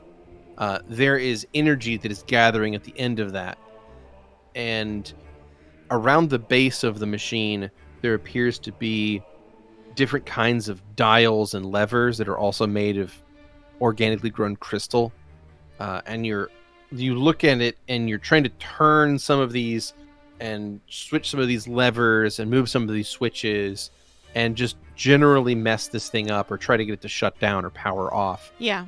And what's going to happen is you hear the hum that this machine is giving off has been consistently getting higher and higher pitched. And as you manipulate it, it starts to become slightly lower pitched. Okay. Or rather, it is slowing down at which the speed it was reaching the higher pitched noise. All right. I believe that is my turn. That is, in fact, your turn. So what is going to happen next is stepping out of the back of the room and looking quite annoyed is a lich. Do you have any idea how annoying that is? Do you? No, of course you don't. You're just interlopers here. You will suffer. Suffer! And the High Mage is going to throw a spell your way, Louie. Okay. Now, tell me, what does your meteors do? So, What do your comets do? let me ask first, is it a fire spell? Because that's important. It is, in fact, a fire spell. Okay. So, when a fire spell is cast at me while vengeful comets are going, not meteors, comets, obviously. Obviously. Do you mind if I just read this out because it's quite a hefty spell? Yeah, you're welcome to. All right. We know that I have 2 current comets around myself. Bits of snow and cold and wind drift down from the orbiting comets, granting me a circumstance bonus equal to the number of comets on all saving throws against fire effects. So, 2. Okay. The actual use for the comets, though, is to make vengeful strikes against foes who dare target me with offensive spells. As an immediate action, whenever I am affected by a spell cast by another creature, I can fire one of the comets at as a bolt of icy retribution. The comet... I was going to say, would you like to fire said bolt of icy retribution? Well, the thing is, I can fire 2 because it is a fire spell. Okay. Would you like to fire them both? Yes. Okay. In that case, go ahead and make your attacks then. That's the part I wanted to check in on because I don't know the level of the spell. And that's important. Oh, he's casting. Yes. 2nd level. Okay. So, the comet deals 1d6 points of bludgeoning damage and 3d6 points of cold damage to the target, plus an additional amount of cold damage equal to the level of spell that I am retaliating against. So, okay. What am I rolling? Well, you just said it, so... So it'd be 6? Let's see. What was the name of the spell again? Vengeful Comets. It's in my character sheet.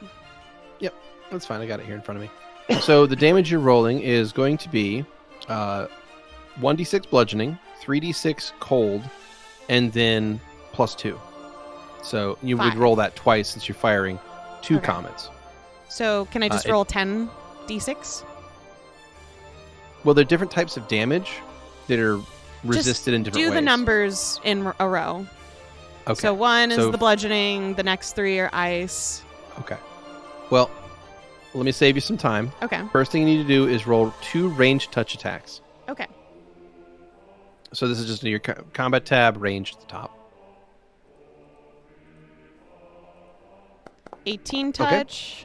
Okay. Good. That's a hit. And 19 touch. Excellent. So both your comets are going to streak over and strike the High Mage for casting the spell at you. Since he is immune to cold damage, then I need you to roll 2d6 plus nothing. So 2d6. Okay. The rest of the damage is all cold damage, which he's immune to. Well, I mean, it wouldn't have mattered otherwise. Yep. Because I don't So you think Burr's fire counts as this. No, not as a magic spell. No. Okay. All right. So that is going to be 7 points of damage. What about the other 2? Because it doesn't specify if that's cold damage. It does. It does? Okay. It says plus an additional amount of cold damage equal to the level Okay. of the spell you're retaliating against. All right. No worries. So that is your Comet Strike over. They both strike. You boom, boom, hitting him in and about the shoulders and chest area. He stumbles back a little bit from the attack, and that's actually going to cause 2 of the 3 rays of fire he was shooting at you to miss. Okay. The first one, however, does still strike true, and you are burned for 15 points of fire damage. And that is not any save sort of spell? That's not a save sort of spell, though. Okay. Alrighty. The spell was Scorching Ray, in case you were curious. It wasn't Yeah. cast against you. Alright, so that is his turn, and that will take us on to the Skeletal Champion that's blind. It's going to swing blinded toward Bastion and miss. That is all it can do. And Zu'lin, as round 4 of the combat begins, what would you like to do? Oh boy. All right, so if I'm going to quickly ask, because I see that there's 2 people just about bleeding out currently. Mhm. So I have 2 options. I can either heal one of y'all, or I can do something potentially stupid. That's it. Well, when it's Heal- phrased that way, it's not Yeah. that hard of a decision. How stupid we talking? Yeah, how dumb is it? Potential destruction of the thing in the middle? I'm not sure. I will also say Yeah.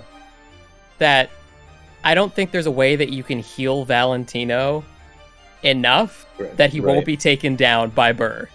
He won't be killed by Burr, frankly. I think the next Yeah. if he gets hit again, he will just die. Yeah.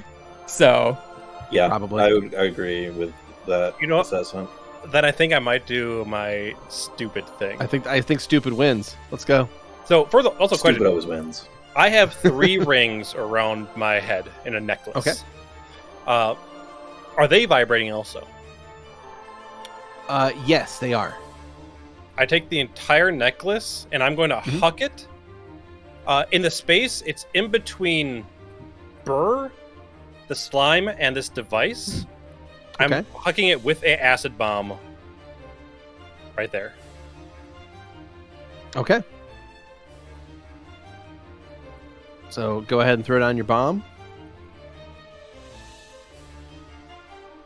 Got it.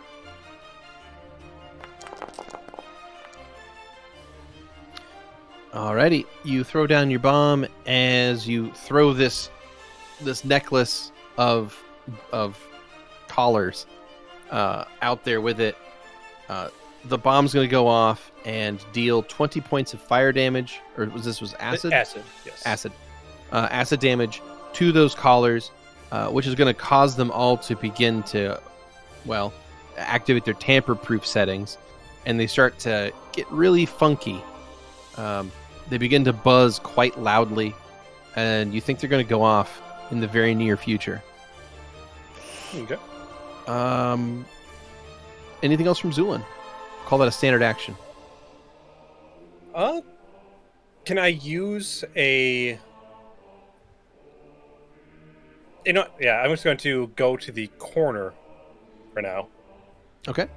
Sit in the corner. Why not, right? It's comfy over here. Yeah. I mean, it's All right, safe. yeah, so I go to the corner of the room, and that will be Zu'lin's turn. You got it. All right. Well, the gelatinous orb is going to go after Bastion. Bastion's going to make a reflex save and avoid getting absorbed by it. And that will take us on to Xander. okay, let's see. Xander is going to move up so that he could see the shadow given form. And he is going to cast a spiritual weapon at it. Okay. Well, I believe first turn I'm only going to get one attack. Correct. So. And then it gets to make full attacks from then out. Say 26. Very nice. 26 will do it. You strike for 6 points of force damage. Shadow given form is Excellent. barely injured. That is it for me. Alrighty. Takes us on to Bastion. Bastion's going to 5 foot step to the southeast and make a full attack against this blinded. Actually, sorry, he's no longer blinded because it is now after Zu'lin's turn. So he does not get sneak attacks. And this thing is going to have DR. So let's see. Does he get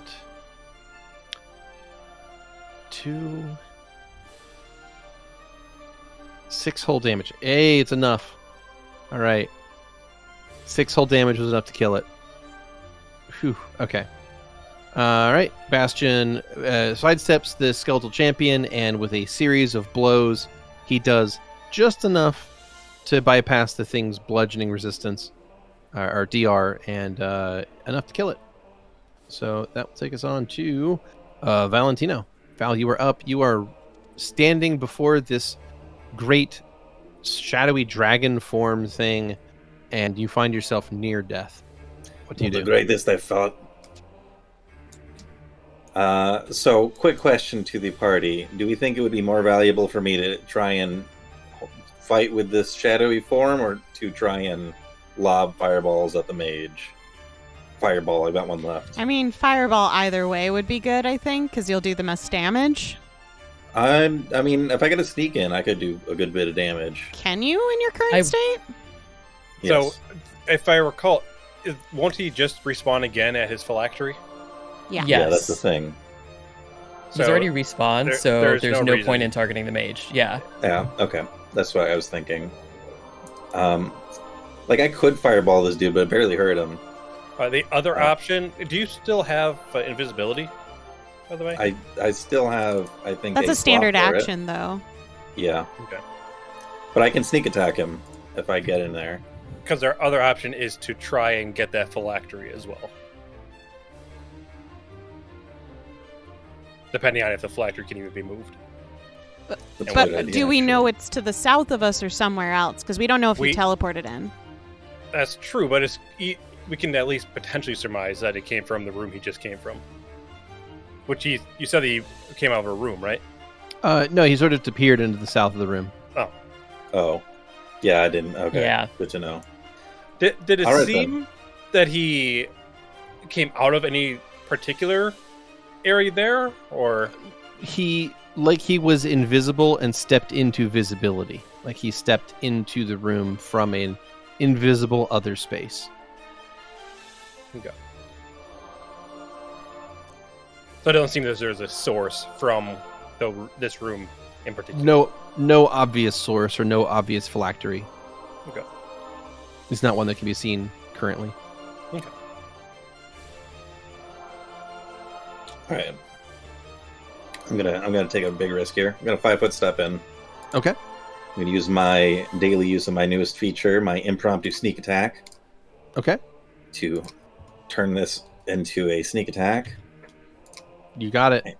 and we are going to full attack him. All right. As I'm stepping in, I'm like, "You're not the biggest dragon I've fought."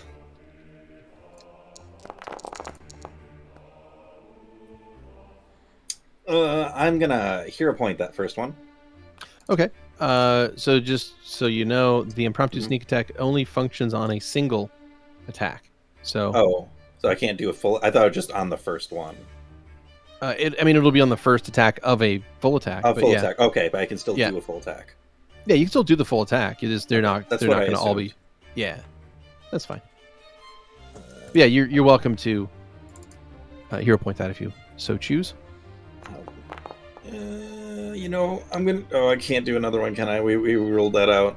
Yep, Yeah. one and done. So yeah, 15 becomes a 13. It's a 23 hit. 23 does... let's see. This is against flat-footed, or is this against his normal AC? I think it's against his normal AC. In that case, a 23 will not strike. All right. Cool. That's my turn. That's literally all I can do. Alrighty. Rip Valentino. Let's see. And that is going to take us on to the Shadow Given Form.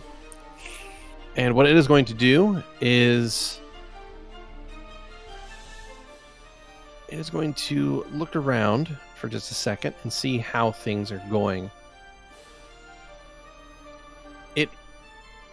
Its body discorporates into a shadow that passes around on both sides of this magical device and then coalesces back together right next to Louie. The creature's head is very close to your face, Louie, and it has sort of this draconic essence to it. You can almost make out teeth inside of its mouth, and it is going to speak.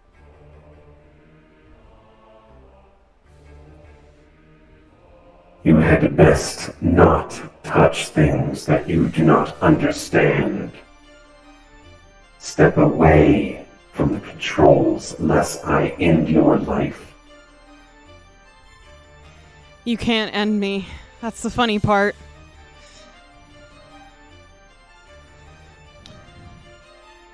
And that is the Shadow Given Form's turn. Louie, what do you do? I would like to keep trying to stop this device. Okay. What am I going to do? I don't have teleport or anything. No, that's fine. As you turn around and go back to manipulating the controls, the Shadow Given Form is going to attempt to do a thing to stop you. Okay. And that is one shadowy appendage, like it's one of its front limbs, is going to reach forward and attempts to grapple you. Okay. Well, I got a 44, so I'm pretty sure that succeeds. No, I have so much more CMD than that. Yeah. So the Shadow Given Form is going to grab hold of you and pull you away from the controls as you continue to manipulate it. And then it will say... did it go down at all more with my small amount of time I had? No. Okay. As soon as you reach for the controls, and that's when it basically readied an action to do that. Okay. I told you not to touch the controls. Yeah, And that will take us on to... really bad at obeying things. That will take us on to the High Mage, who is going to walk further into the room and throw out a magic missile. Firing a series of missiles out, hitting Bastion for 4 damage, 4 damage, and 3 damage, and Zu'lin for 3 damage and 4 damage. And at the end of the High Mage's turn, the device continues to buzz and hum, and the collars that Zu'lin had thrown into the device with the acid bomb are also thrumming and shaking as if the tamper-proof or the tamper controls on them are about to go as well. So you think the device itself might blow up based on the sound it's making, and also the collars that were thrown into the device are also probably going to blow up as well. So you think that this thing's about to boom pretty big. And as this noise is reaching a crescendo, there is a sound that it's a very strange noise.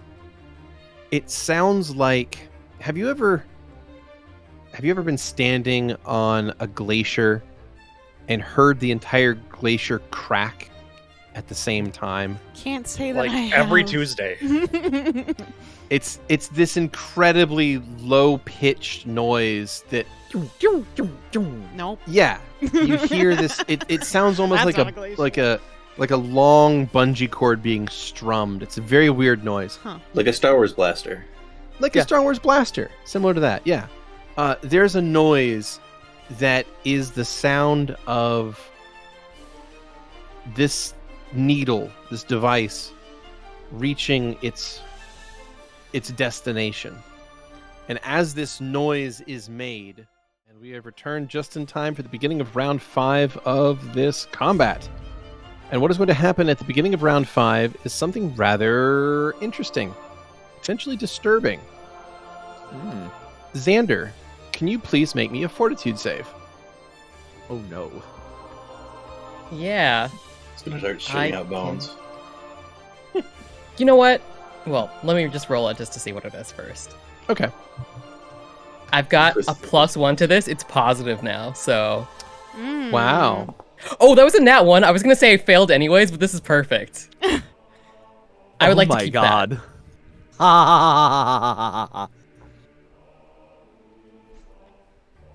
Fantastic. Okay. Well, Xander, I have some rough news for you, buddy. Something feels very, very wrong, violently wrong, deep inside of you. So much to the point that you are going to pitch forward and fall prone to the ground. While you fall prone to the ground, you also begin to uncontrollably vomit. However, what you're vomiting is not what you would normally expect a person to vomit. It is, in fact, just blood. Your own blood. That golden, delicious ichor. And amongst it are bones. Ew. And then he becomes floppy. The amount that you are that is expelling from your mouth is far larger than you should be able to contain. And the bones that are leaving your mouth are physically impossible to have fit in your throat. It's very strange. It's like whatever is happening is coming from another pocket dimension from somewhere deep inside you. And the bones that you're vomiting out look strange. They do not look like bones that you are familiar with. These seem to be diseased looking and riddled with fractures. Wait a minute, this isn't the bone I put in here. Yeah, I don't eat these bones. Who put these bones here? Who put these bones here? Those aren't my bones. That's right. Is this feet first or head first that they're coming out of his mouth? They're disconnected. They're disconnected. Just a I'm pile trying to of figure out bones. how you get a skull out of your mouth. Like, that's the one he's that I'm like... done some weird shit with his body before. I'm That's not true. surprised. Yeah. He sure has. Yeah. I would recommend not watching when the skull comes out. Yeah. That's all I Best can not say. to look. So what is going to happen is that in short order, and with incredible violent force, you have spat forth a skeleton worth of bones. They have poured forth from the innards of your body and left you feeling quite ill after the fact. Those bones are going to begin pulling themselves together as if they are magnetized to each other. And within just an instant, this form has taken shape in front of you. But what is standing there is not the clean white skeleton that you would have expected, nor is it the onyx and diamond core being that used to be the vessel for Stavik. What stands before you now is slick and wet. Each bone is lacquered in a red, almost blood-like sheen. The substance clings to it, but also occasionally drips to the ground. With each jerky movement of this skeleton, it smears this blood-like substance on the ground, leaving footprints behind, but these sticky trails hiss faintly as they almost immediately evaporate. This reformed skeleton rises unsteadily, its bones creaking and joints grinding. It seems fragile, almost brittle, like one wrong stride or strike could cause it to snap apart. As its skull lifts up and looks at you, its sockets glow faintly with two distant red gleams deep and the eye sockets like holes in the dark. Stavik, you find yourself back on the floor of this place. You are back amongst the world of the living. And on Adrian. It's a good start. Yeah, Yes, you are in front of your father. Yeah, you're here. You're in Adrian. You're on the top of the council tower structure, and something is definitely wrong. Naked. However, basically, I have played around with your stats ever so slightly, or at least with this version of your character. So you are now, instead of being a skeleton, you are now a brittle skeleton. What that means is you now take a permanent penalty of -2 to all fortitude saves.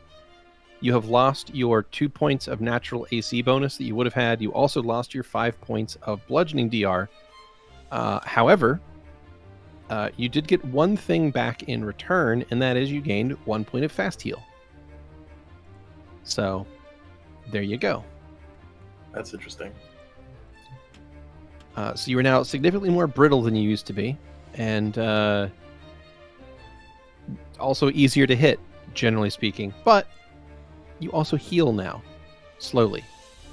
Hey, Skrewy, I'm sorry to say, the Stavik abuse is about to get so much fucking worse. Oh no. You have become the prime tank where we're like, don't know if this is dangerous, make Stavik do it. That's true. Oh, that fast healing? Mm-hmm. You're welcome. All right, so Xander. Anew. So Xander, you lay there on the ground, looking up at this figure that is made of bones, but they don't look familiar to you. Stavik, you may roll initiative.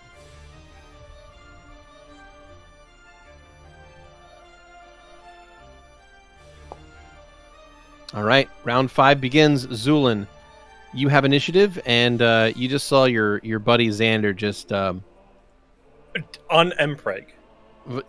Just vomit forth a skeleton minion. Yeah, this is the dark side of Mpreg they don't tell you about. It's gotta come on somewhere. This was far less beautiful than I thought. All right, how do the 3 death rings looking? They're looking not great. You get the sense that they're going to blow and blow big very soon. Okay. Oh boy. You know, I have the chance to make another stupid decision. I like stupid decisions. Right. We're always What do you stupid got? here. Okay, you know what? Zu'lin is going to fly up, making halfway to the stairs. Okay.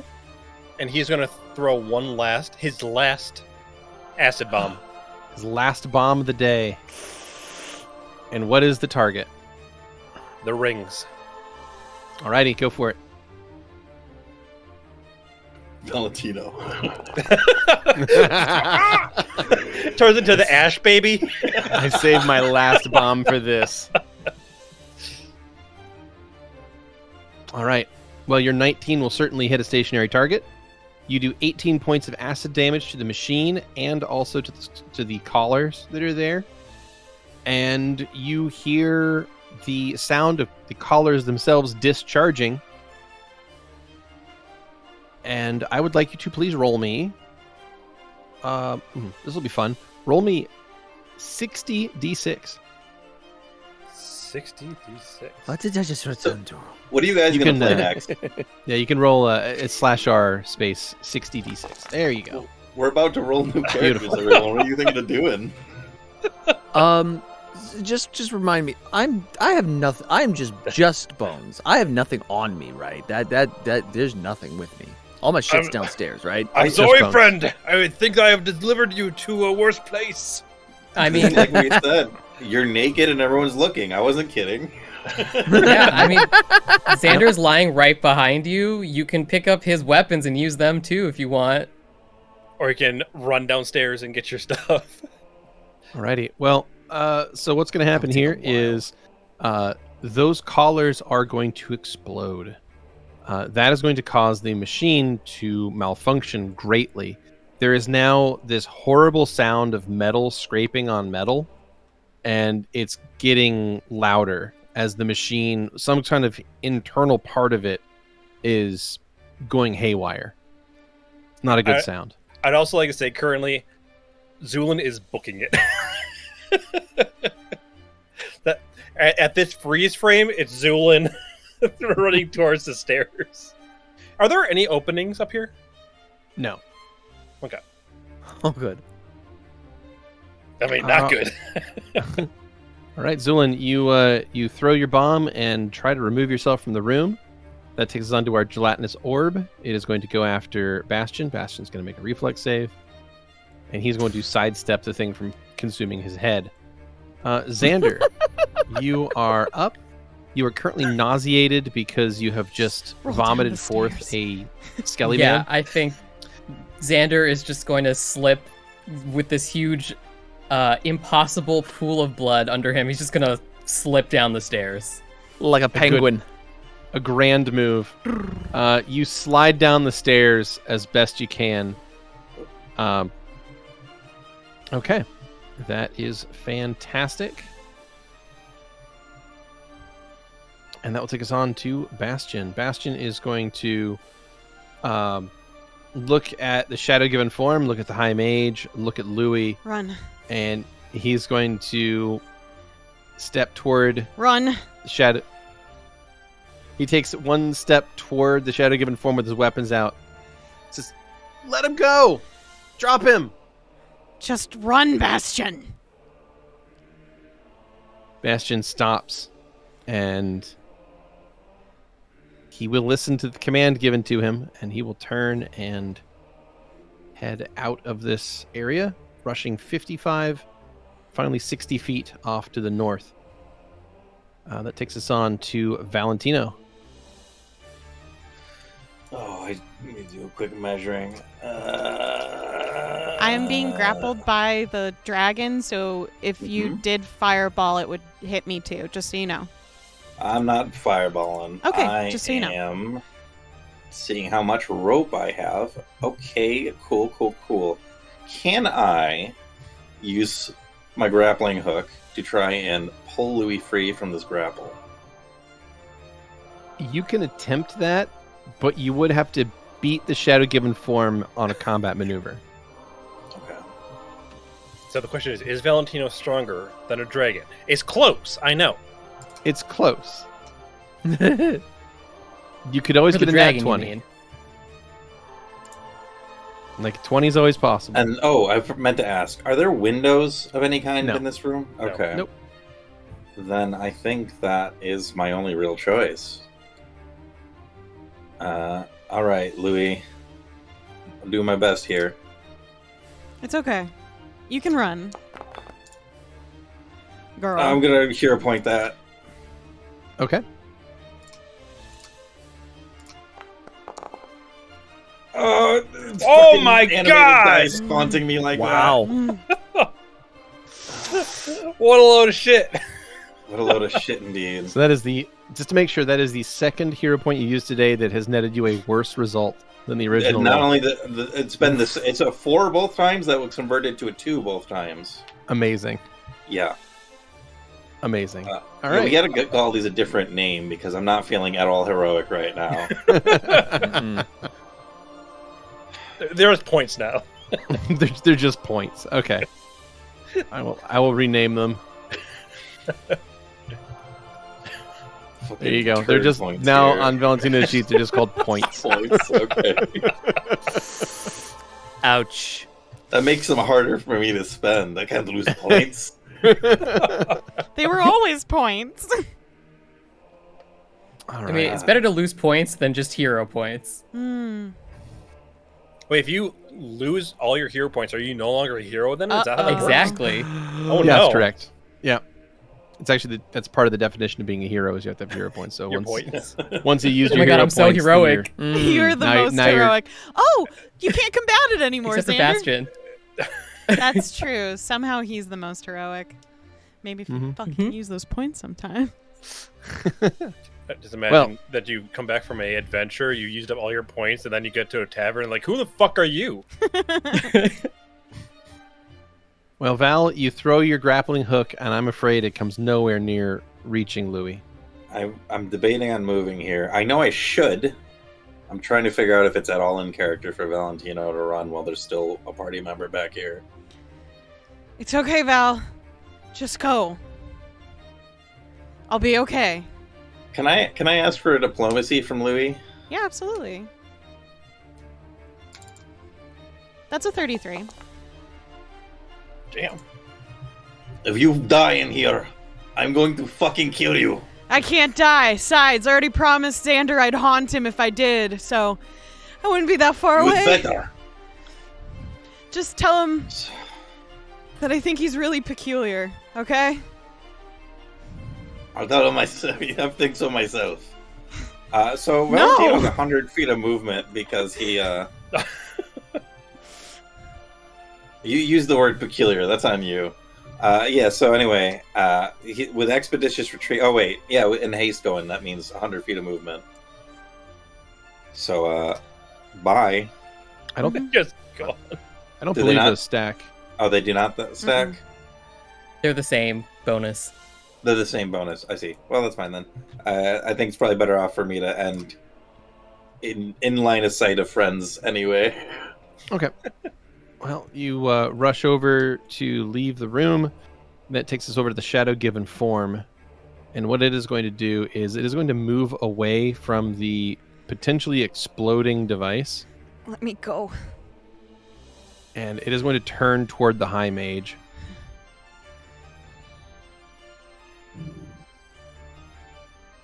It seems your device has reached its completion. Good. And now, all there is left is to tie up one single loose end. What? And with that, the shadow given form is going to set you down, Louie. It's going to drop you just to the west of it, and it is going to reach its head forward. It cranes its neck down, and it bites onto the high mage.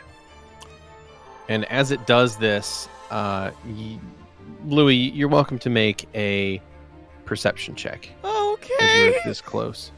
Zu'lin, you can also make it. Stavik, you can also make it. Oh, awesome. Oh, that's a 27 for me. 16. 26. Okay. Louie and Zu'lin, the two of you can make out that there appears to be some sort of energy flowing from the high mage into the shadow given form. The high mage is like screaming as this is happening. And when the bite is finished, the high mage is cast to the ground, thrown prone, and then the shadow given form will look back over to you, Louie, and speak. It is time for you to leave this place. Be sure to do so safely. And that is its turn. Louie, what do you want to do? He steps back nervous. I don't know what the fuck is happening. I don't actually know where to step. He raises his hand for a moment to attack the dragon. What are you? Shadow given form. Now leave. Why are you helping me? I am not helping you, Louie.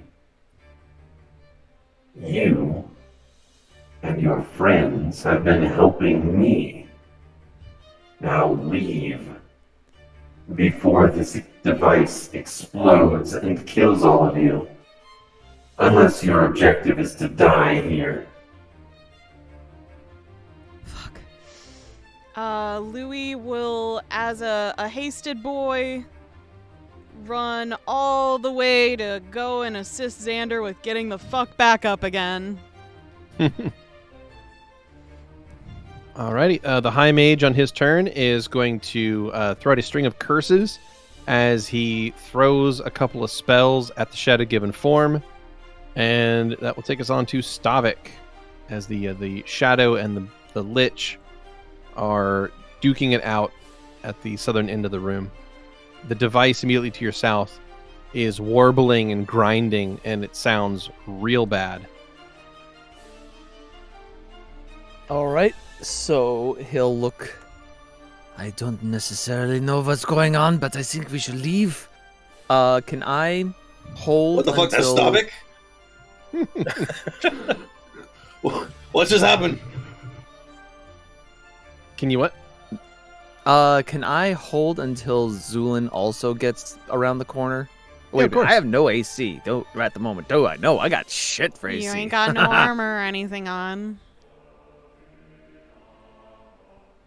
Let us leave with post haste. You'll fill me in later. You could probably just jump off the fucking building and it'd be fine. Ew, ew, ew, ew, ew, ew, ew. Just imagining him like splort, splort. Oh. Slips and goes like sliding all the way down.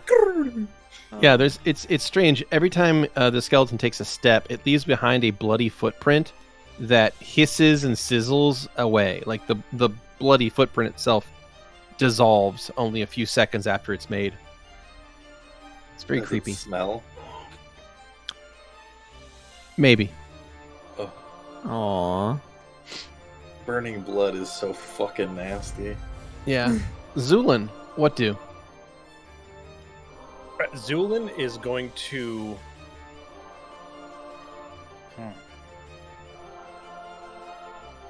Run. Yeah, I think Zu'lin's just going to run and get out of here. Okay.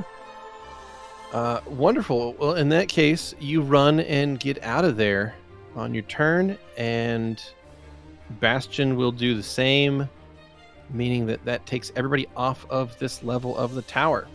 So,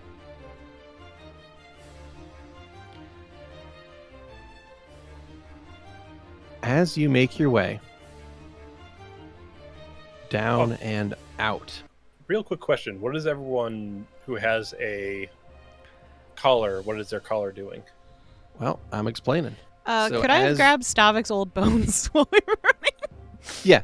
I would scoop up my bones, I would scoop I'm up getting everything. there. Okay, I'm okay, getting there, okay. everybody. Y'all need to give me We a all second. gotta chill. Yeah. Y'all gotta chill. So you make your way down the spiral stairs from the top floor of the council room. And as you're making your way down, you hear the first of what will become a series of loud explosions that seem to be taking place on the floors above you. You grab Stavik's bits from his old corpse, taking as much of it as you can as you would like, whether you want to bring the whole thing or just the equipment, that's up to you. But when you grab that stuff and continue heading down, there's more explosions that are ringing out from the top floor of this place. The building itself shakes and shimmies. Rocks and dust are falling from the ceiling above you. And those of you who are collared can feel the collars humming in weird intervals. Like something is trying to send the message to them to explode, but then it never quite finishes. So the collars like continually try to activate and then fail, and then activate and then fail. And by the time you make your way to the bottom of this council tower and make your way out the teleporter on the first floor and make your way back onto the street, the collars around your necks, those of you who are wearing them, have gone dim. What about all the people? Yeah, I would imagine we hear like screaming if the things are about to explode over and over. It's unclear. You don't see them from where you're at. You're at the base of the council tower building, all the way at the north end of town. Are those like crystal people out and about right now? They Constructs? are, but all of them are laying on the ground motionless. Is everyone okay with checking on the people of this town? Yeah, that's what we're doing next. Okay, come on. So Let's go. All right. Your group makes your way through some of the streets, and you head down to where the survivors' camp was located. While we're running, Yes. there's something I would like to do. Okay. I would like to cast a snowball at Zu'lin. Okay. Louie the kind time of for like this. runs behind, like his jog slowly paces behind everyone, and then he sends out a butterfly spell at Zu'lin. That's a 18 touch. Does that hit Zu'lin? No, because you can't touch this. My. But does it? For serious. Yeah, that's higher than his touch AC. Okay. Yeah. Can All right. you describe this in any other... Yeah, so his jog starts to go behind everyone as we're working towards the town. Before we get to see any people, though, he aims his left hand at Zu'lin's, like, just kind of back where his neck area is, and will cast the ice butterfly at him, just hitting him dead on. It's like a big target right there. All right, so you're in front of him? I'm behind. Behind. Okay, sorry. I was looking at my health to see if I died or not. Okay, in that case, getting hit from behind, Zu'lin will fully and roll into himself. All right. You take 14 points of cold damage, bringing you down to 20 HP. And I'm going to roll onto my back and inject myself with I'm like shakily looking for a syringe. Louie is going to walk over to Zu'lin, holding his hand up in hopes that the others will, like, chill for a second. Valentino does like a fucking dive, like ready to shoot magic missile, and then sees us Louie. He's like, the fuck? Yeah. Bastion has his weapon out and is very confused looking. That thing said that we just helped it. Your stupid fucking plan that the thing that I was already handling has given them more power. The thing you're handling did not seem to be working as you're in the grip of a draken. What did I miss? Look, this isn't the time for this. I need him We need to make sure those people are understand. okay. Sure, later. Fine. I mean, we are where we are, but we'll discuss this when we're safe. Louie kicks dirt at Zu'lin and will continue. Did I miss something? I don't know, man. It's just Bastion looks very confuzzled. Eventually, Zu'lin will get up and brush the dirt off of his cloak. All right. You inject yourself for 16 HP of healing. And I And- also take off the 14 as well. Go. So 16 brings you back up to 36 health. Nice. All right. And as you guys continue down, you make your way to the survivors' camp. And you find a scene of silence and tragedy. Oh no. It looks like all of the survivors simply laid down and stopped moving.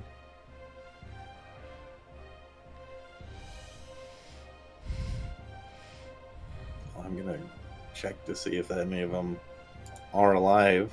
Anyway, Heal check. not any good at that, but 17 anyway.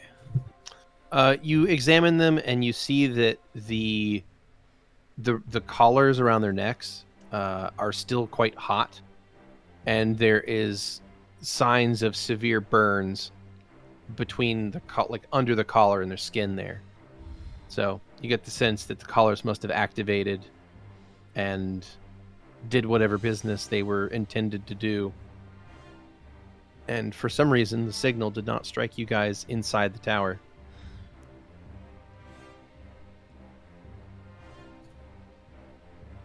I'm not gonna yell into my mic, but Valentino is gonna go yell and find something to kick, and just screams in rage.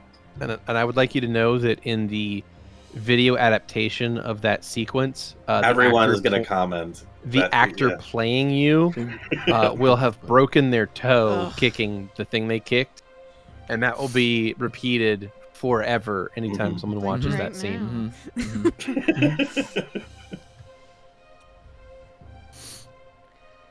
Stavik will look.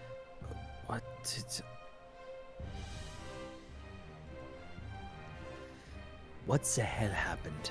After everything.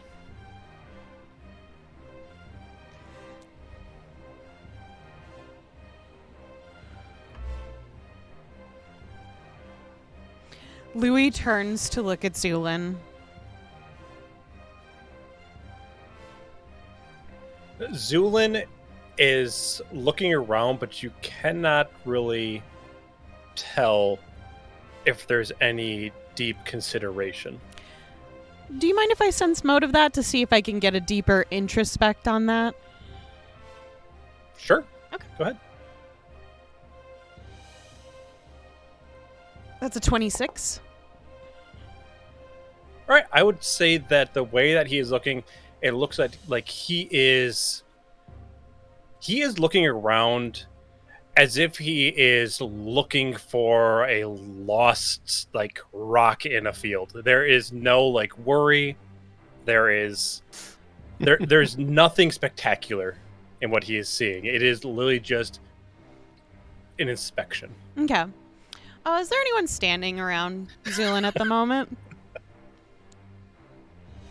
Anyone close by? You don't matter Not in really. this situation, Stavik. Whoa. Oh. No. I don't believe there's anyone particularly close to Zu'lin at the moment. Cool. Louie will raise his hand at Stavik. Bro, what is going on? Why are we attacking each other? He feels no guilt at their death, and he's the cause of it. Stavik or Zu'lin? Yeah, you said Stavik. Oh, Zu'lin? He raises his hand to stop him from doing anything. Okay. What do you mean? How is it his fault? He threw that bomb. I had that machine handled. I knew how to work it.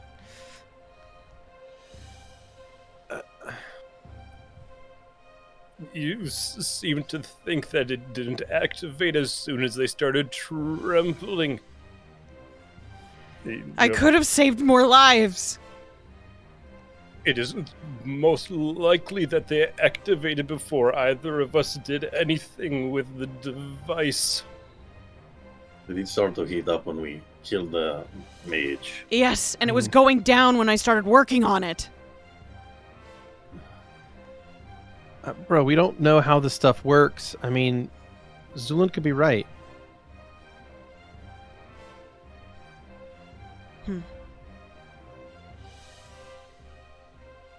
I see. That's how you all feel about this? We did our best. No. What else could we have done? We screwed up. That's abundantly clear. I don't know that we had any other options. And the time is going to come, sooner or later, where you're going to have similar pressure on you to make a decision. When someone else has it handled. I don't know that we didn't do whatever happened. It didn't go down right. So I'm not trying to defend anyone here, but it's too early to start going at throats. Bastion's right. We don't know for sure that there was another option, that we were doing anything to prevent this either way. what happened could have been triggered by the first time we dropped that thing. First time we took down the mage. Could have been triggered as soon as we entered the tower. That too. We don't know how long ago this was. We don't have enough information to blame each other. And yet Well, he you don't feels have no the luxury. remorse at this. That's the most disgusting thing of all. Every person that dies around me, I feel so much for them. I not say I feel no remorse. I'm quite perturbed at the outcome, but I believe trying to keep a steady mind is the best way to work through such things.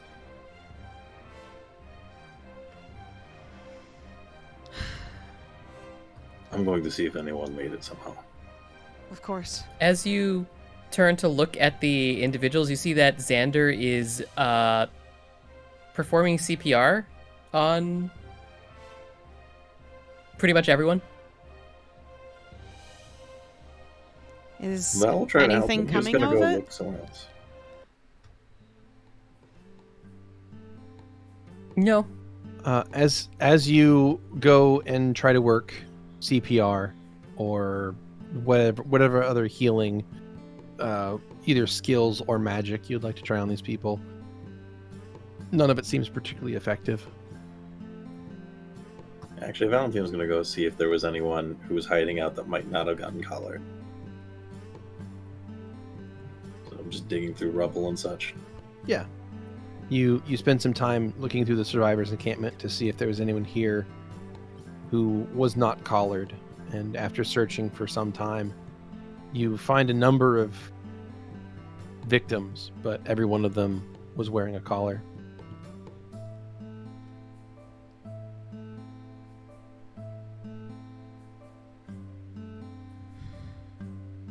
Speaking of, the ones around your necks, those of you who are wearing them, will find them to become cold and seemingly brittle suddenly. Louie will break his off. You snap it off like you were a giant. It would make you feel strong, were you not so sad. Louie will start to dig graves for these people. You'll find that Bastion was already in the process of doing so, and the two of you can dig.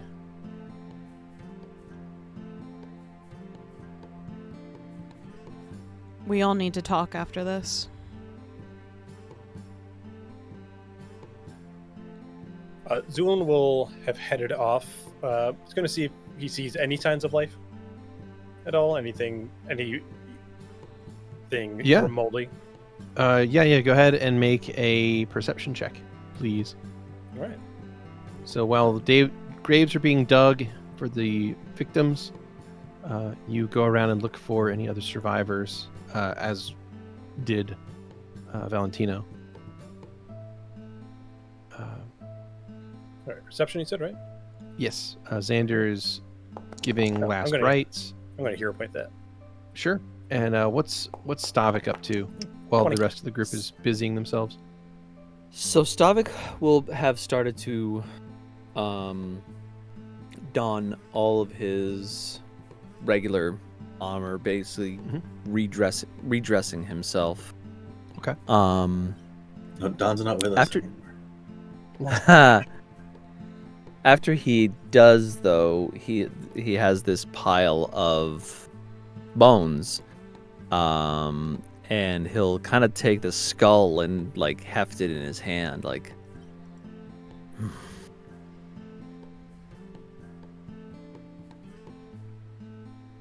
Just shake his head.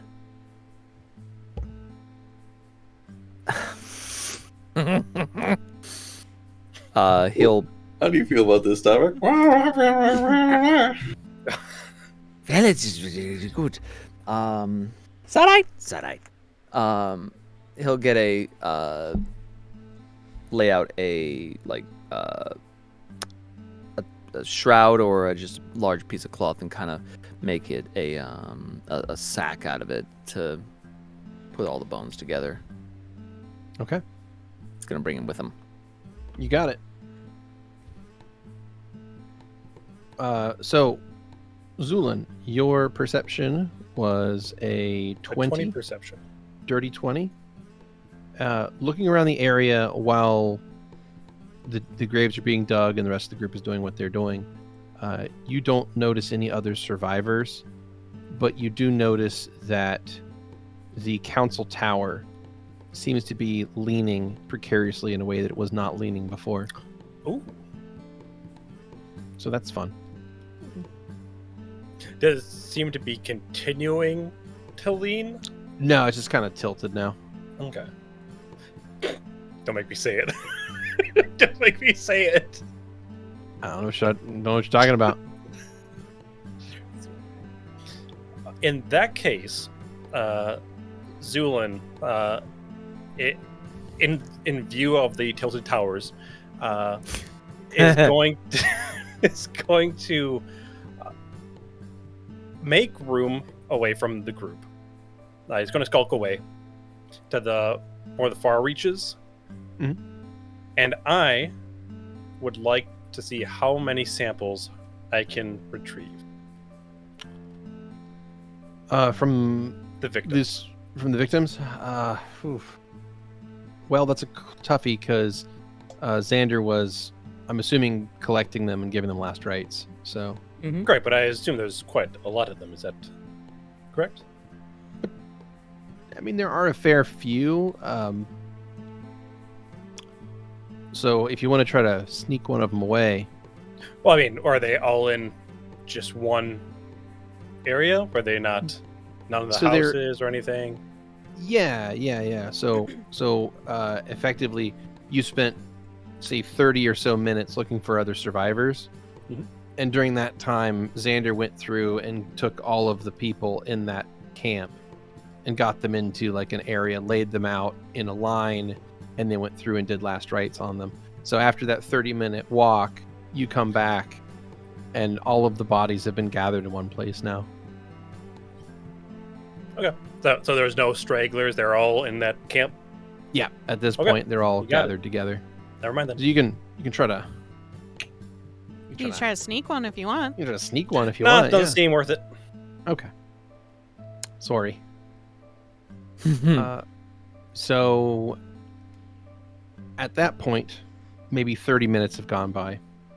35, 40 minutes have gone by.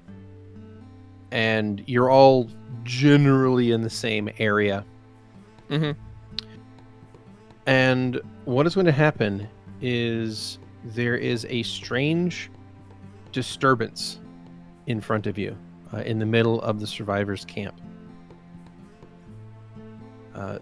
The air begins to ripple in a specific place between all of you.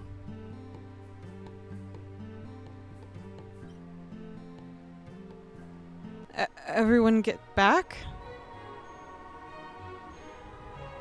The air ripples like heat from a stove,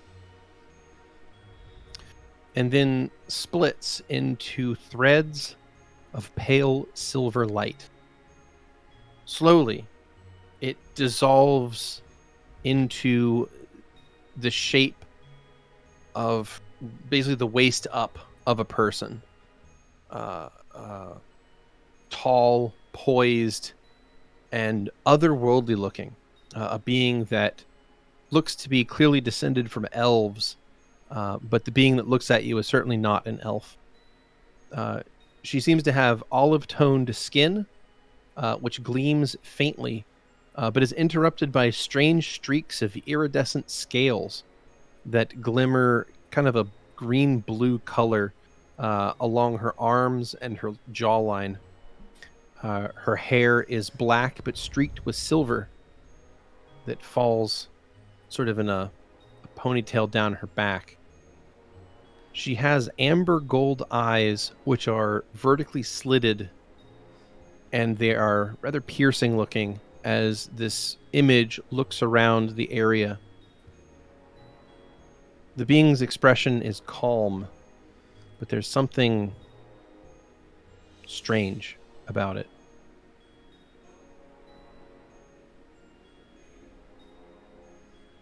the image, which this is of course what it is, it's some sort of magical image, since the entire thing is partially see-through and it's only projecting them from the waist up.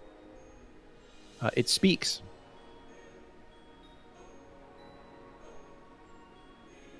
This is Velith Nilo of New Izmir.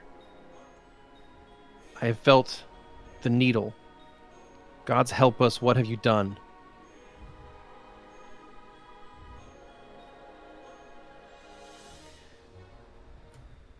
We don't know. The image turns and looks at you, Valentino. What do you mean you do not know? We were trying We to tried stop to it. destroy. Yes. We believed we destroyed it. So caught in a life or death struggle.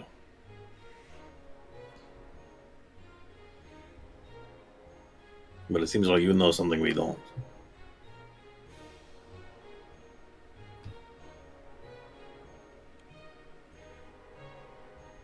I'm afraid whether it's destroyed or not at this point is far too late. The device has already functioned.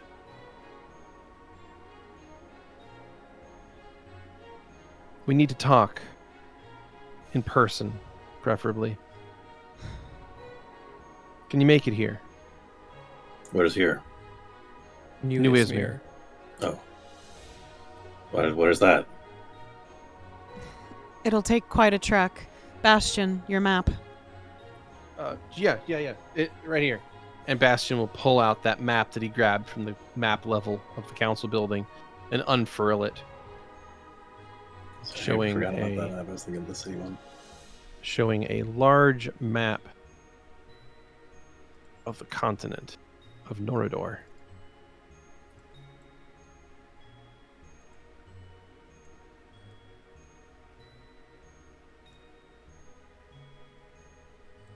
Oh, shit. There we go.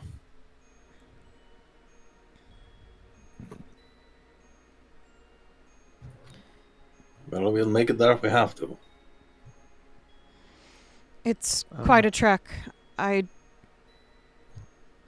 think we'd have to do it on foot. Well, cart and carriage, but... Could we not take... Is there any boats that we could take from the... It points over to where the harbor would have been. Okay, that's New Proto, Go not New around. Izmir. Right, but it would at least get us to... Nice. It points to the river and goes up and around. It would get us to Vandergast, and we could take the cart from there.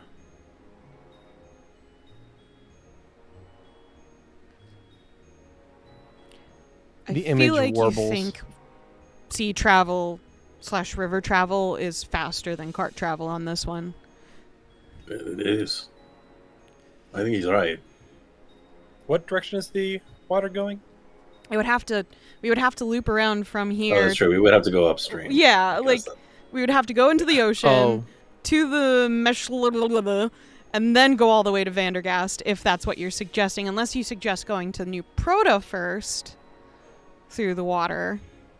I think going upstream would be the hard part. I don't think going around the coast is much of an issue. Like, we have to go around the lake on foot either way.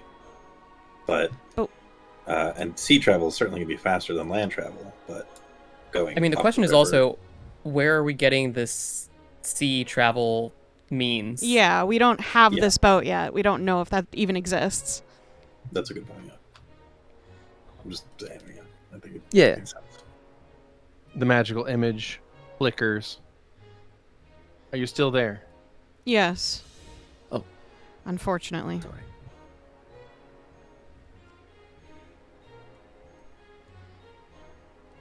Make your way to New Izmir as quickly as you can. We have much to discuss. And the image Months. will flicker again and then fade from view.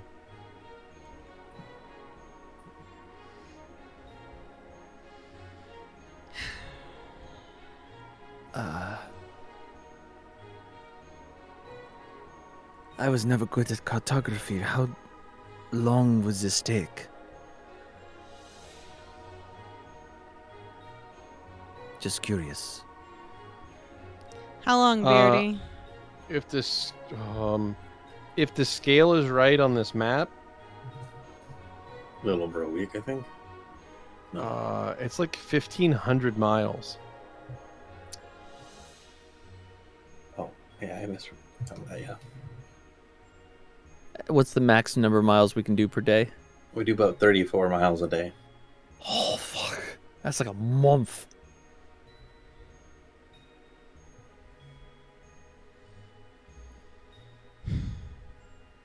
Huh.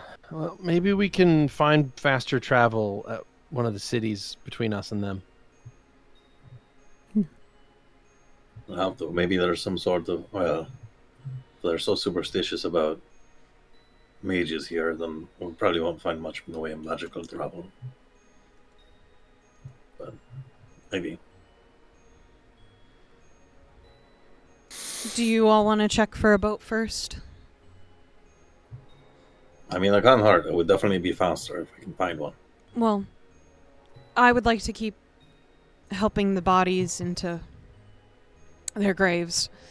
So if some of you wouldn't mind checking the harbor, I doubt, but it doesn't hurt to look.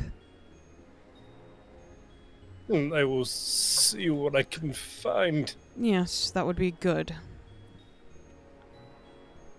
I am join you, Zu'lin. quite interested, Louie, in what you think you could have done better than we already have. I understand, of course, that you are hurting, but there's nothing we could have done. Walk away, or I shoot you now. And Stavik will walk over to Zu'lin and just, you're doing the best. Let's go find the boat. Indeed. Leaving goop prints on his back. He's got gloves.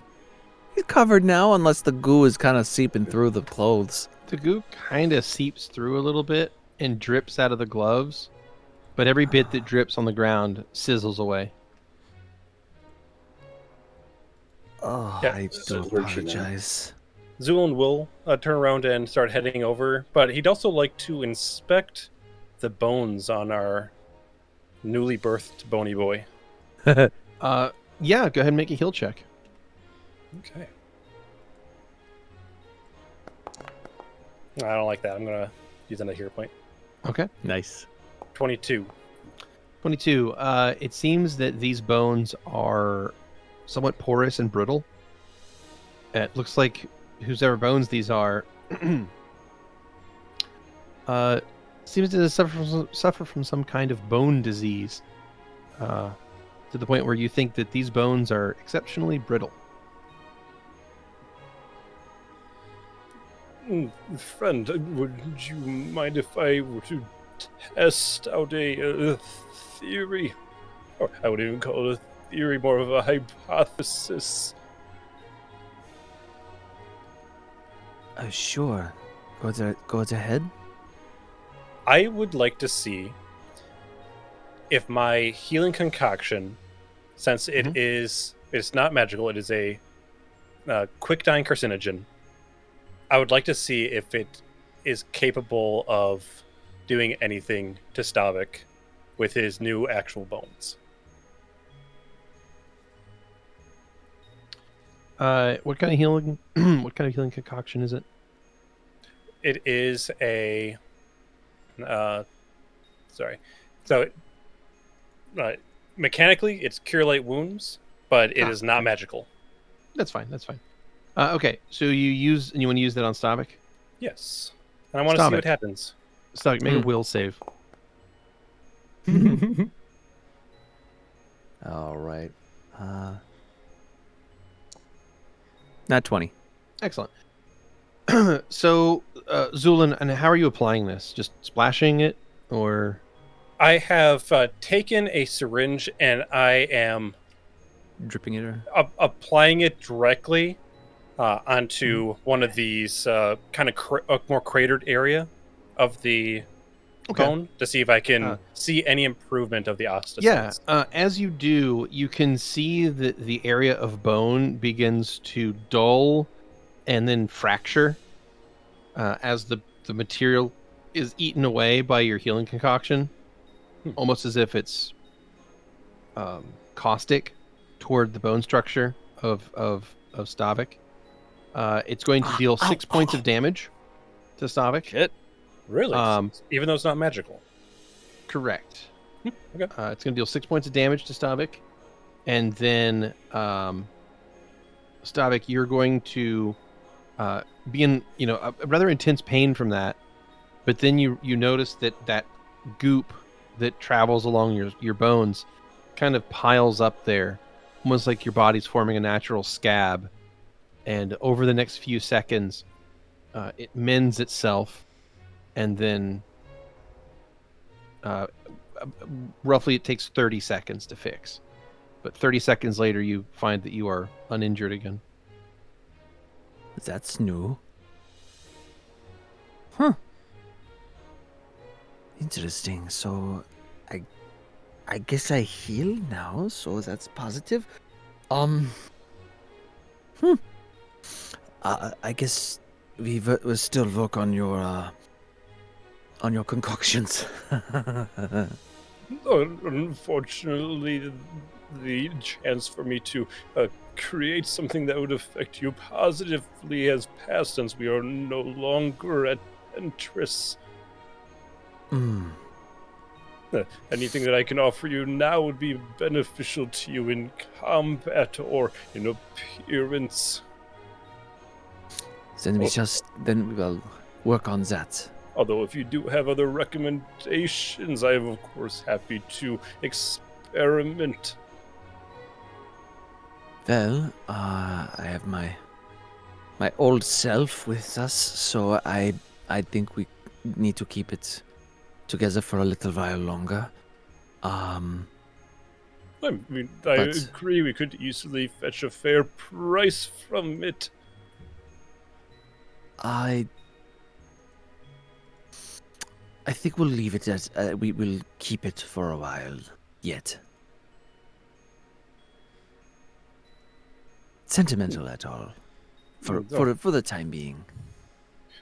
Hoarding an unuseful item is not quite beneficial, would you say? No, but such is the way of things. I will acknowledge your sentimentality then. I appreciate that.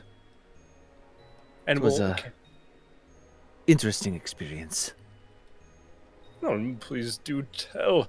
And he can tell me about that. Yes. While we're walking over to the harbor. Yep. You got it. Stavik describes what he experienced. Your group makes your way over to the East Town and Farbridge sections where there are old harbors set up. But what you find are a collection of either empty docks, or in the case where there are ships, they have long since rotted and sunk into the bay here from just a total lack of maintenance. I mean, that last ship we were on had a bunch of holes in it, and they were just fine. But no, there's no ships. There's no shipwrights in the area, right? Like no dry docks that had stuff been worked on. Ship's wrong. They'd be rot. Yeah.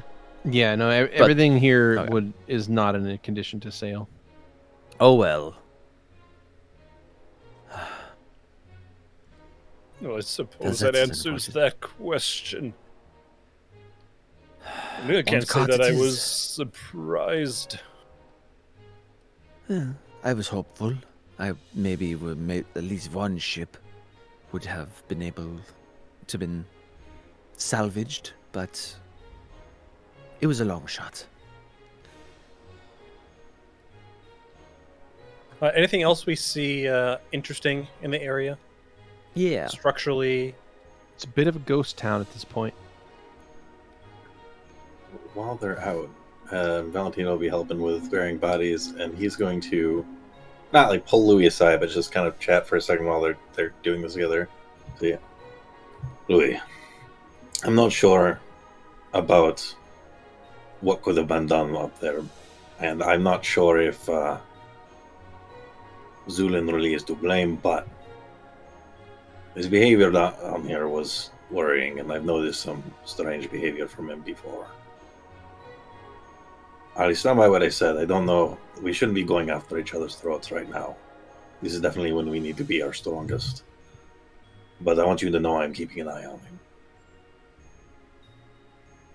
Thank you. Me and Xander both suspect he's done stuff to me while I've been asleep. Yeah, that's probably something that needs to be addressed at some point.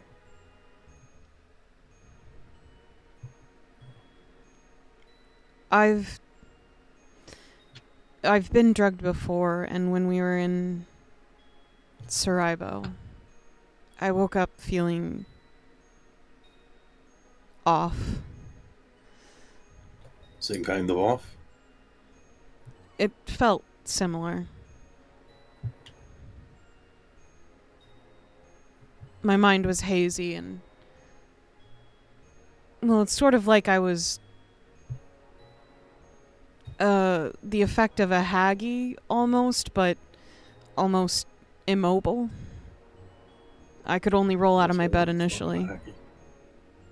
I don't really know. I try not to take things that make my body out of control, you know? Alright. Like I said, I'm keeping an eye out. I think this is something we need to approach very carefully, especially because as complicated as it makes things, he's definitely pulled our asses out of the fire a few times as well. But, you know me, I'm not going to let injustice stand, if that's what it comes to. I'm fine with you all hating me on decisions like this. I mean, I don't hate either of you. You are who you are. He looks confused.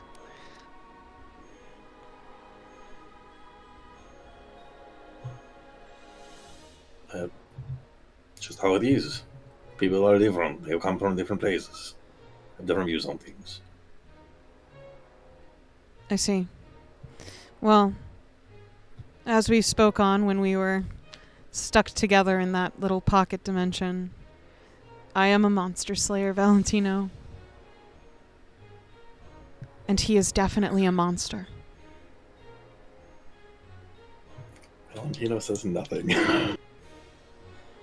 Just kind of nods.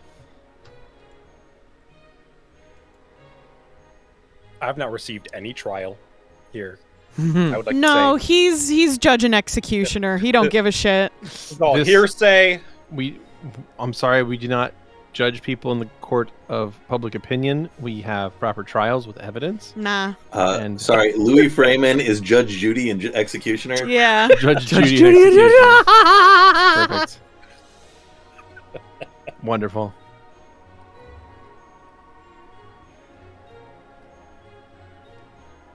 Right, well, While I would like you all to make one final perception check, please. Does that include Stavik and myself? Yes, everybody. Okay. Okay. It's a 22. 28. 15. I'm gonna re-roll this. Okay. You know what? I too am going to re-roll. Nope, it's worse. Alex got It's goofy fine. eyes. Hero points are cursed today, I swear. Everybody that's hero pointed has gotten worse, basically. Well, See if that- we don't seem very heroic today, so maybe that's why. Yeah, maybe Nope, that's why. Mine got a better one, but I'm also a villain, so That's true. Maybe they're villain points. You after should have all. villain points then, yeah. it's true. Maybe Hey, I should Beardy, need can you villain can you points. change that for me? Yeah, absolutely. I'm changing it right Thank now. 19. And I gotta Okay. rebind all my All right. hotkeys. Well, what has happened is as you guys are going about your business here and burying bodies or performing medical examinations or searching for things, now that strange person has contacted you and stopped, and you guys were talking over things, you feel a strange sensation, like your gut twists ever so slightly as the area grows dim for a moment, like a shadow is passing overhead. And as you look up, you can see the stretched wings of a draconic shadow in the sky as it travels to the west. Oh, fuck. We'll start puking bones. Guess who's back? Back again. Check Stavik's back. Tell your friend. Okay. You're back so much sooner than I thought you would be. Are you excited? I am. Speaking of Stavik, Goopy. Stavik taught Xander a valuable lesson of Don't how to save puke up a whole set of bones The at size once. of his intestines. Yeah. How do you puke up a set of bones?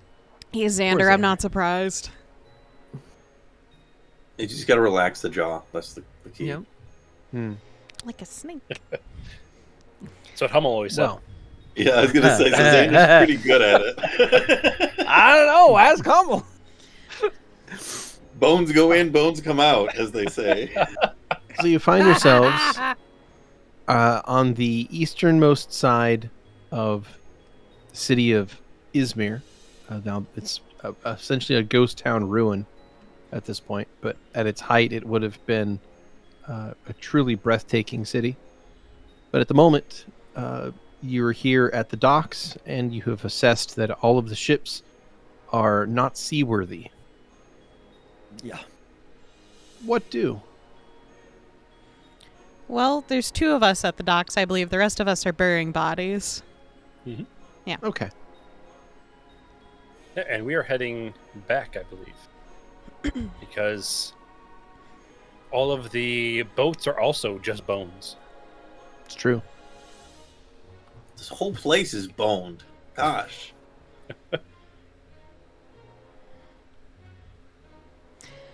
So, how far are we to burying the bodies when those 2 finally come back? It's going to take a few hours still. Okay. It's a long process. So it'll be like a time skip situation for that. So if there's anything else people want to do before we do that, let me know.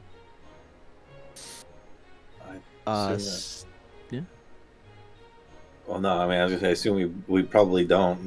Probably bury bodies and start heading out of town and camp as soon as it gets dark. Okay. Yep. I'm fine with Well, that. that is exactly what you do then. So that will take us on to the evening of the 21st of May of the year 808. That evening, roughly 8:30 or so p.m., you find yourselves outside of the city of Old Izmir.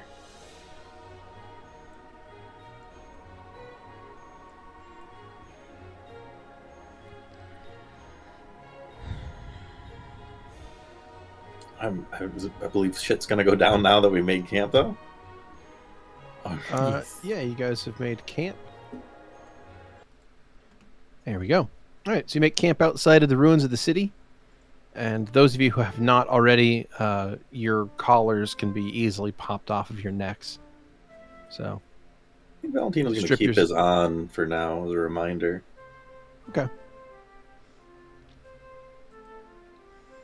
Xander would also have dropped a whole bunch of heals while we were burying the bodies. So let me just drop some of those.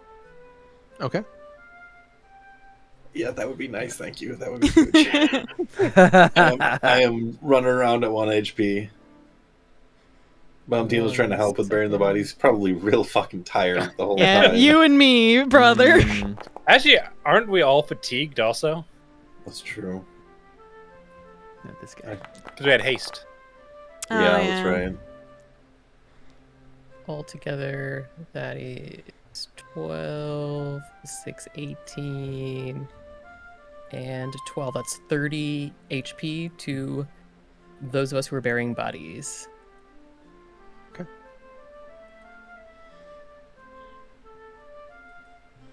Thank you. So Yes, really though. So how time much passes. was 30. 30. it? 30. Wow. 30. So time passes, and your group makes its way out of the city once you have finished burying the citizens of Izmir. You make your way out of the city limits and walk as far as you can until your fatigue finally builds up to the point where you need to rest.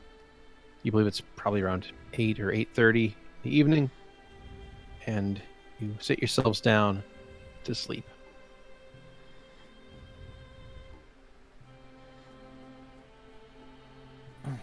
Well, The only one of I you who is presume- not fatigued is Stavik, because, bones. Bones. bones. And he didn't get hasted. True. True.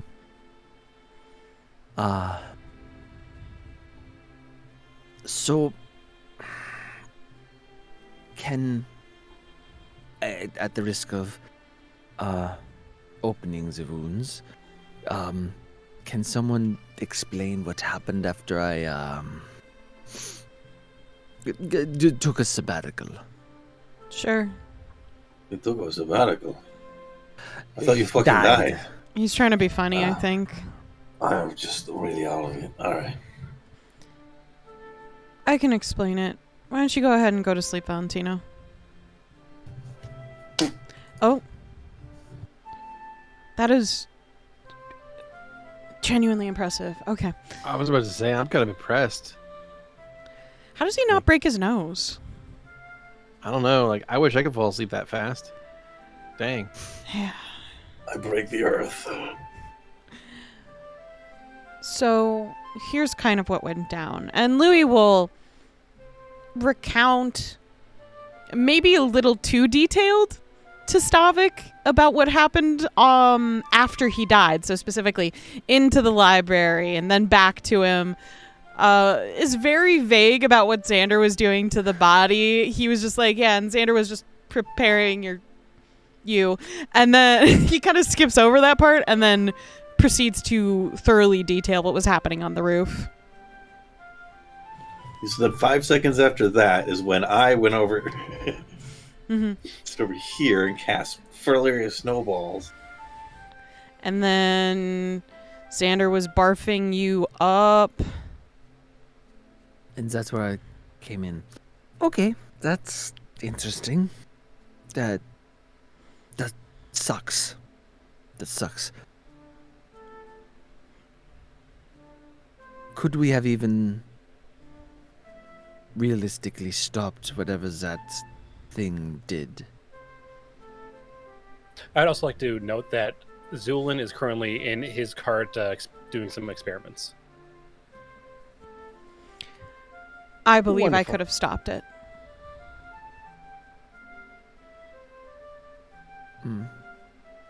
Okay. I trust you. I trust your knowledge base. I have no frame of reference, but if you believe it, then okay. I want to discuss...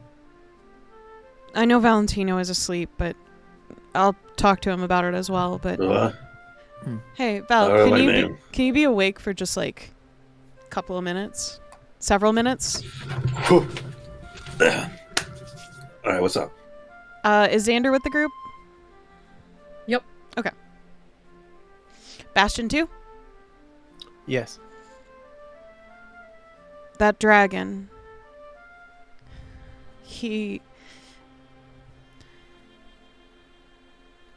He set me down like a plaything and acted like us being around was helping him more than hindering him.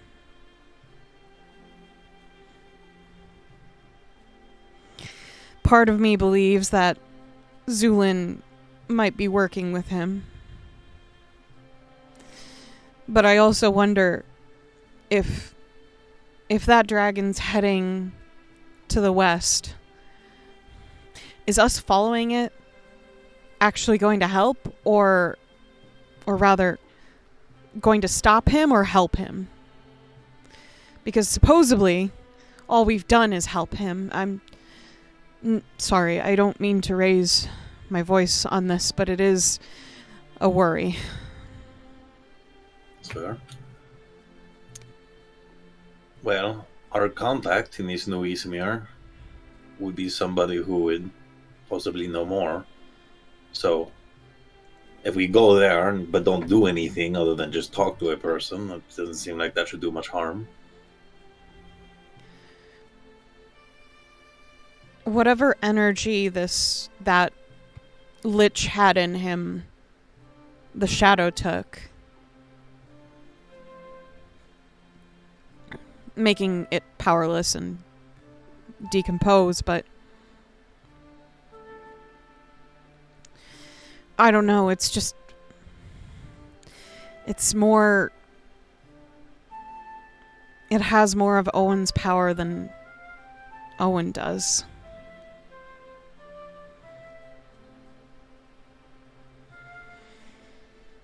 It seems kind of like your realm of expertise, Xander. Any thoughts on this? Xander shakes his head no. Well, you think if we kill it, that'll make it go right again? I don't know if we can kill it with what powers it has. We can kill it. If it bleeds. But it's shadow. Well, greater things have been done before. Okay. But the question is that the right course of action now? I don't know. I felt like I knew before we came here that we would take care of the issues and things would be set right, but I'm not sure anything we've done has helped him.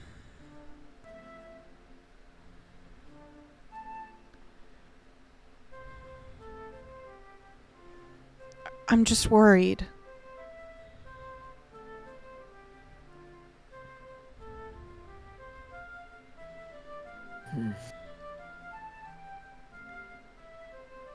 What do you all feel about this?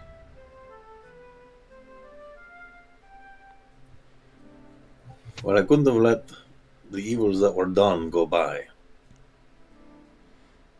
So, everything we've done up till just today, I don't regret at all.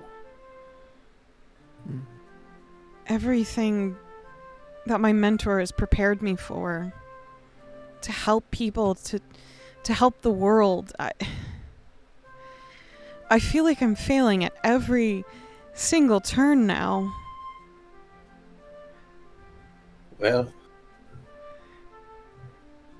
that's how it goes in Legends.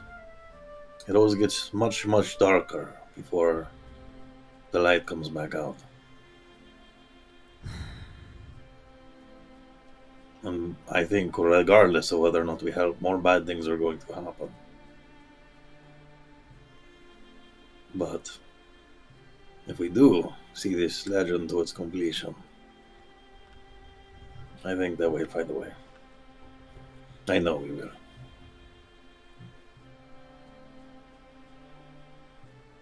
Bastion?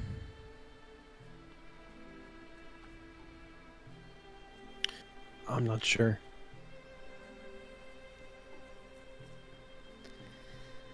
All right. I mean, how do we know? How do we know?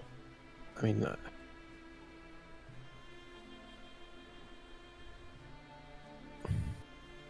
it seemed like a good idea at the time to like blow it up, right?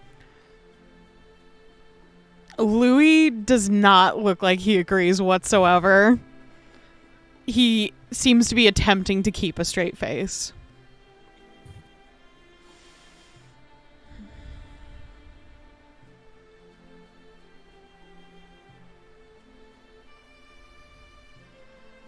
Instinctively, I want to get angry at your statement.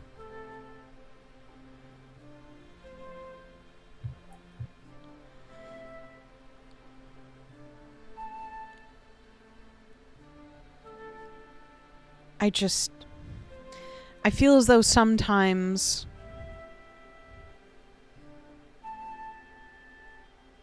I don't know, it could have just been thought out better. Good. We were really under pressure. The thing had you in its grasp. Not Even if you knew what you were doing, you're being kept from doing it.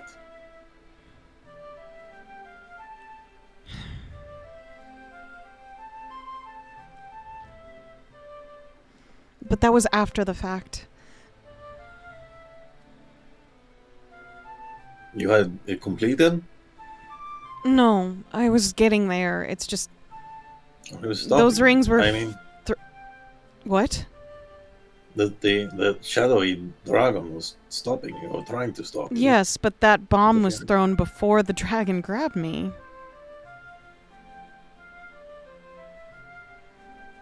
I didn't see it all happen. I understand. You were severely hurt by it. I don't expect Alright. everyone to keep their eyes on everything.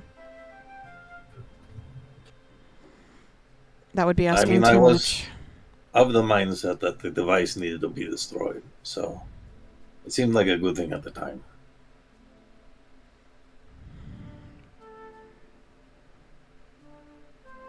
I would like to think on what this object did. I don't think I fully understand it because I was just trying to shut it The person down. that wants to meet us does know True. what it is for, so we'll find out what we've just done. And we'll be able to move forward with that kind of knowledge if something like this comes up again.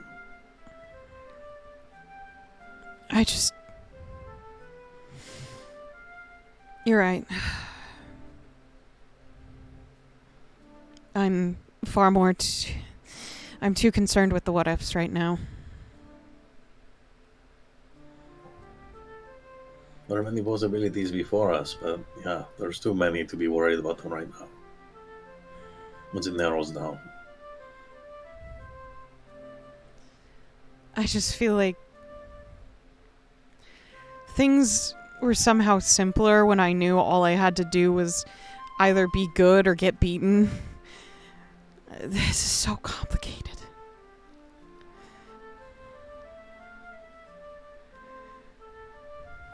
I would say things are still like that. It's just sometimes being good is not so straightforward.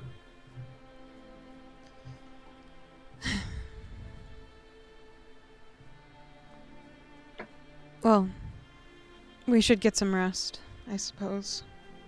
Unless anyone has anything else they want to bring up. Concerns. Things to be wary about in the future. Well, look, I mean, if you really worry about Zu'lin, he's inside that really flammable cart right now. We could just, like... You see Louie smile for the first time in, like, hours. He's got the straight face. Valentino's got a straight face for a second. All right. Beardy, query. What's up? Before everyone disperses, I remember everything from being. Okay, I know this is phrasing, but being inside Xander. Yeah. Clearly. Vividly and even. You'll Good. harken back to it for years to come. It was a religious experience. Potentially.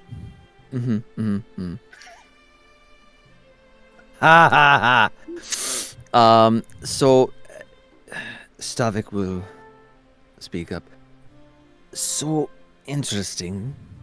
Xander, how long have you been collecting souls?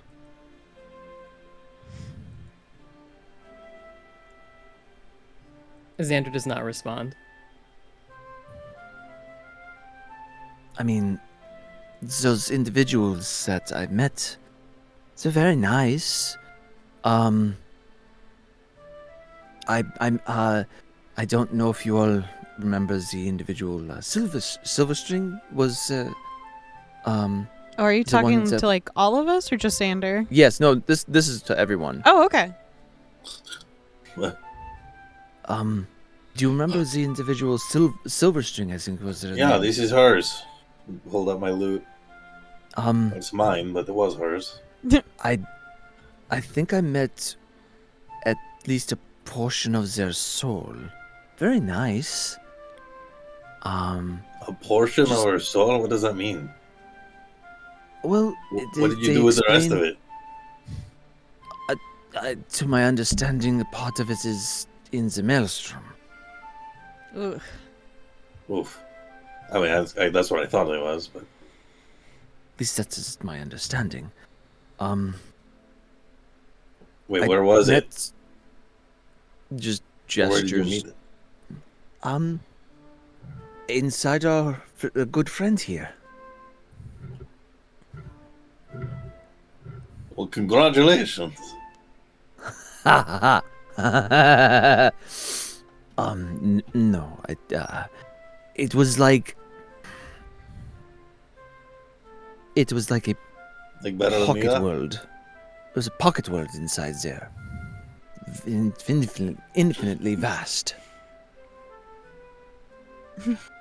There's so many people inside.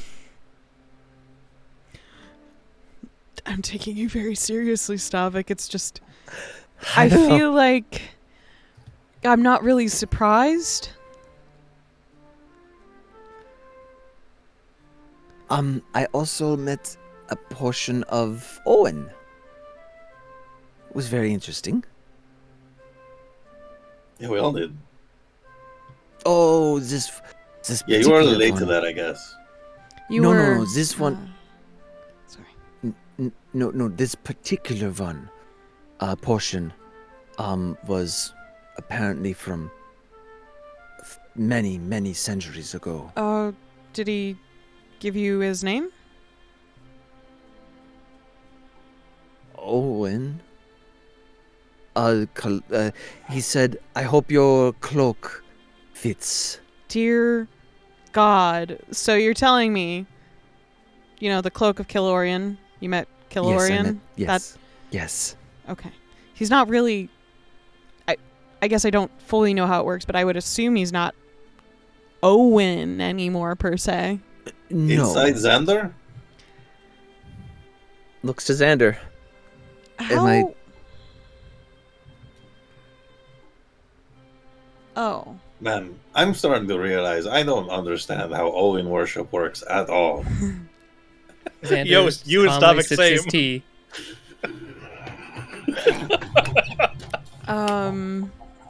You...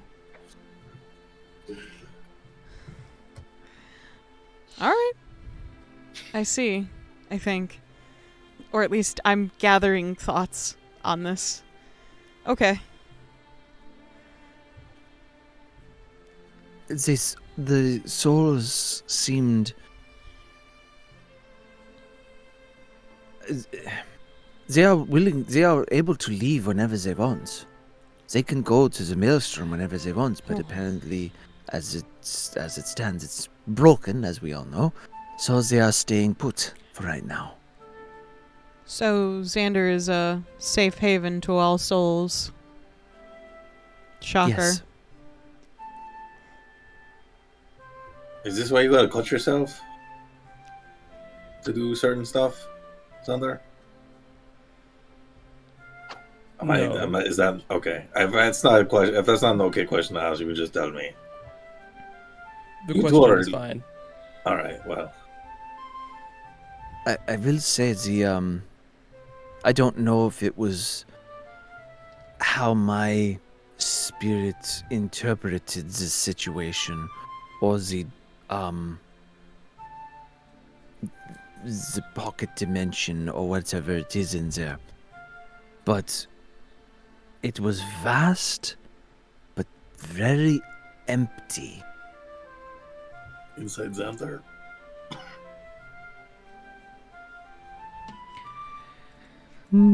I feel like this is some commentary. This might be a bit personal. Xander finishes his tea and stands up and walks away. Oh no, I offended him.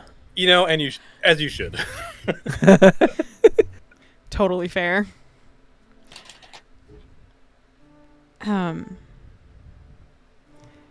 Maybe that should have been a private conversation, Stavik. Between you and the being made by your god.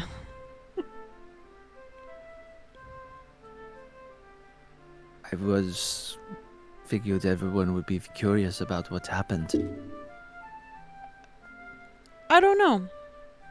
I mean, yes, I'm curious, but Yeah, just because someone's curious about something doesn't mean you have to tell them.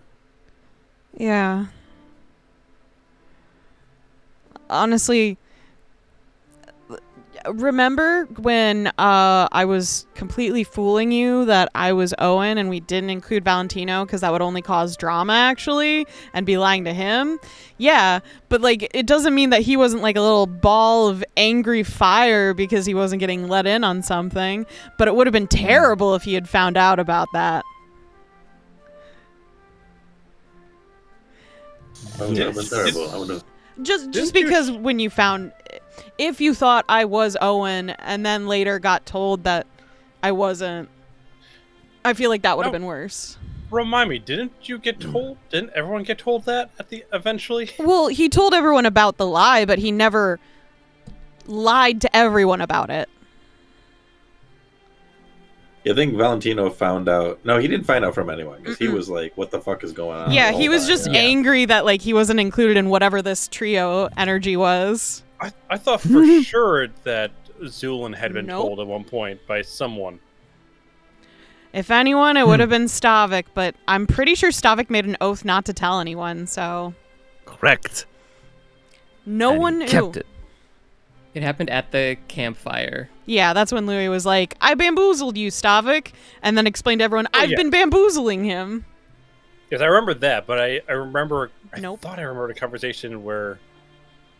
I mean, there was the moment where Stavik went to save Louie over Valentino and was like, "Because you're more important," and that That's did like raise the a lot of most? suspicions. But I think that's the closest thing anyone set up to that point. I think. And then Louie did say, I'm not your god, but Valentino interpreted that in a completely different way.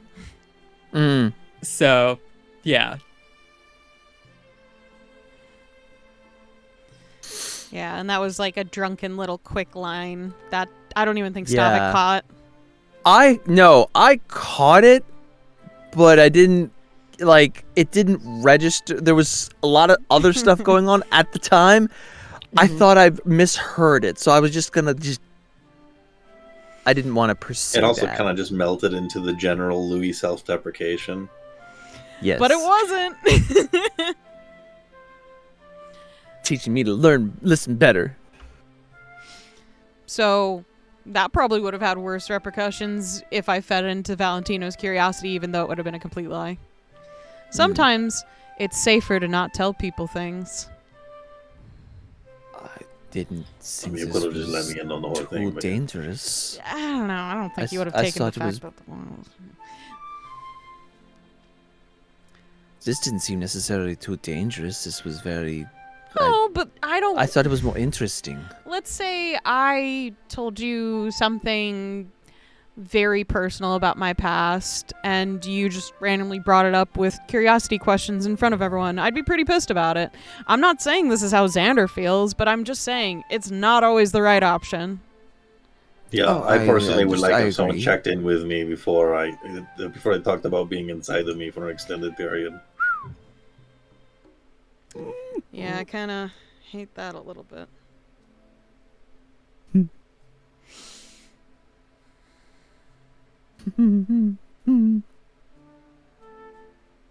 Okay, you're the one who needs to grow up. No, I still find it funny. No, that will never not be funny to me. I'm sorry. Look, whatever Xander did saved you. I think... Yes. And I was going to go thank him. I don't think it's like a super private thing on those grounds. I just feel like it's kind of weird because it's like a religious thing for you. Yes. Yes. I mean, I figured it was cool because you had brought it up, and then Xander left, so now I'm not sure about it. Did he like okay that? Did you? I don't know. I don't know. I will go talk with him. Are you trying to convert us? Because I don't know if in the long term I can really. None of us have to I don't think I'd be very worship good at Allah. that.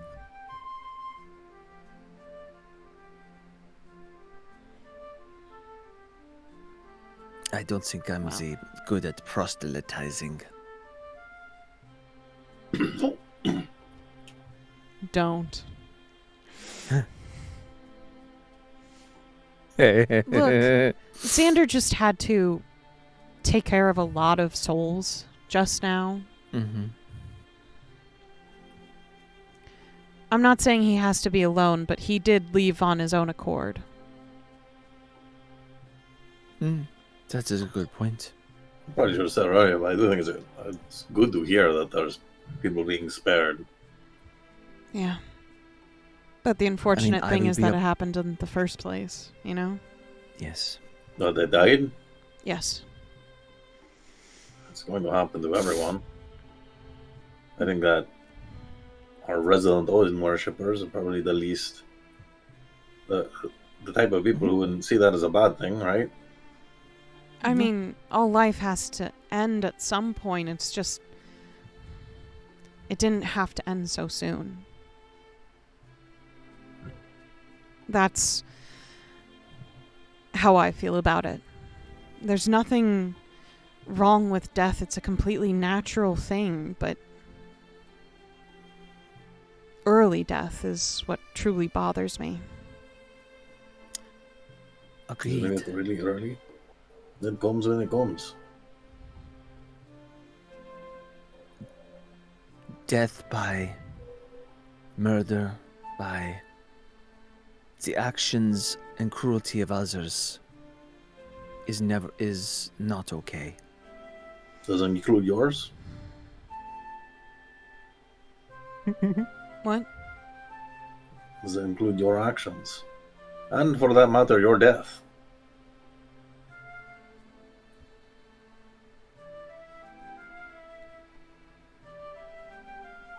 It's complicated. It didn't sound that complicated a second ago. It's complicated. So you're the exception. I mean, my physical being is kind of is an exception at the moment. What about those we slay in our efforts?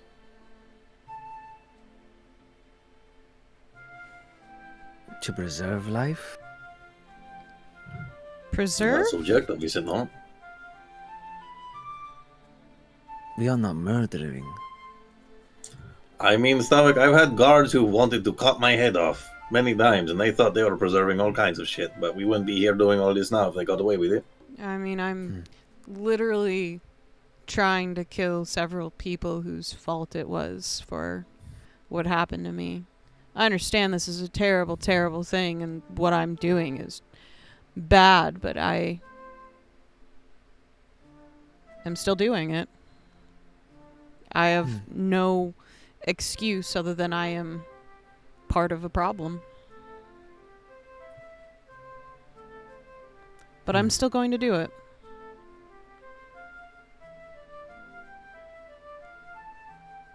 I don't really feel bad about it either.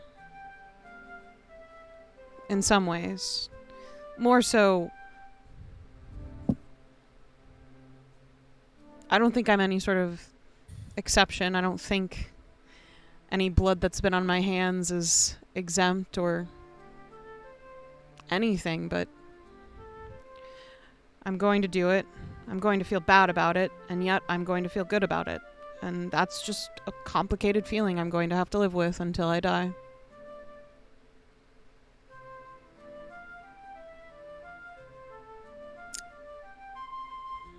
It will weigh on your soul, but I presume you already understand these things. I do. I don't forget them. They made sure of that.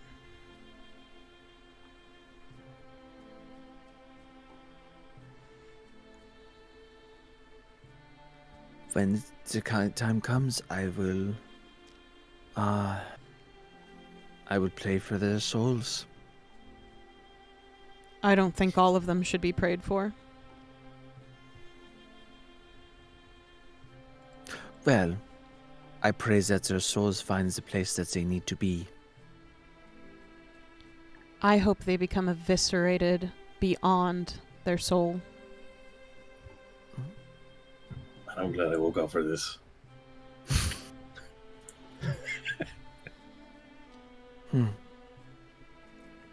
Sometimes things need to end. And that also, in some instances, are permanent in my viewpoint.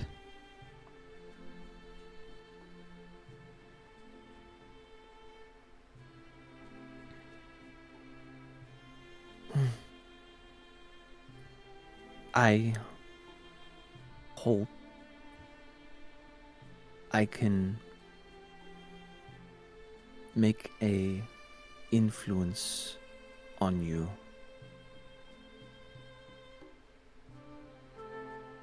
To consider, not to change your actions, but to just consider things.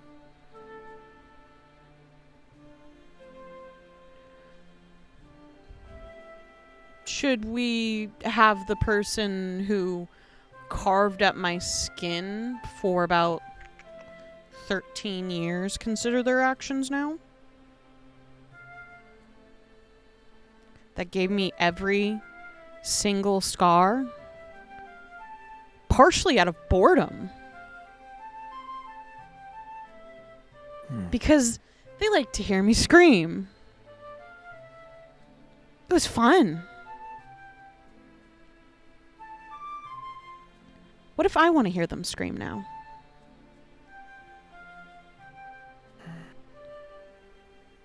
In fact, I think I deserve that.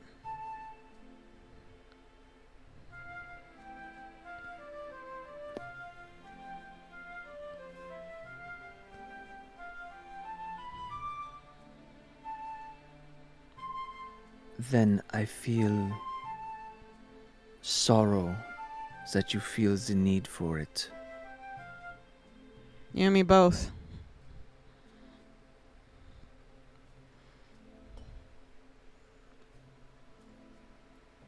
I hope that they do feel the suffering that they inflicted upon everyone else.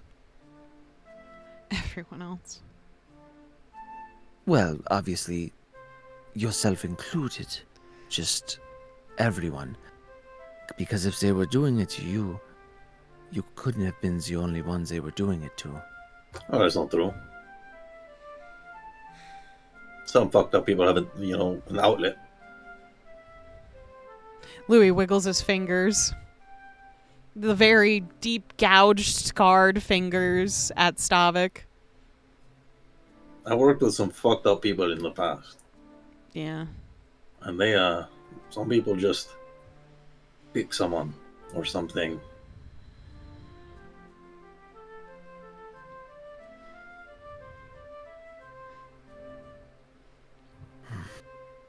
Outwardly, everyone liked them. They were beloved, popular, a star to them.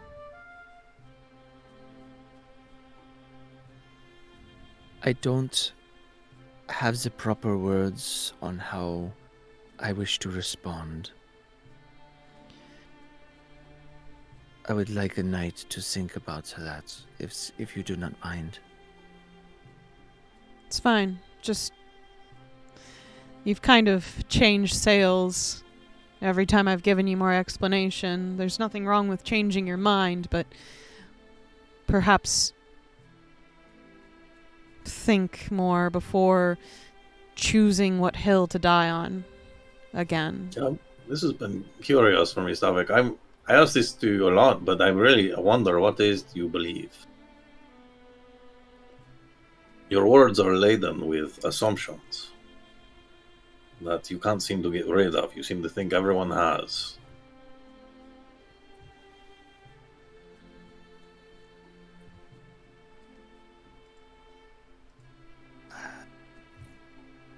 I would say that at the core, at my personal being, the kindness, if as trite as that is, kindness. Nothing trite about it. Kindness is important. But how do you go about achieving it?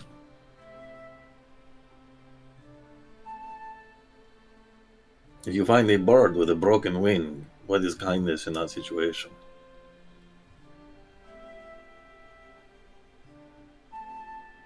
Or being eaten by a cat? What is kindness then? Matter of perspective. Of course, I'm asking you for yours. That is the bottom of this.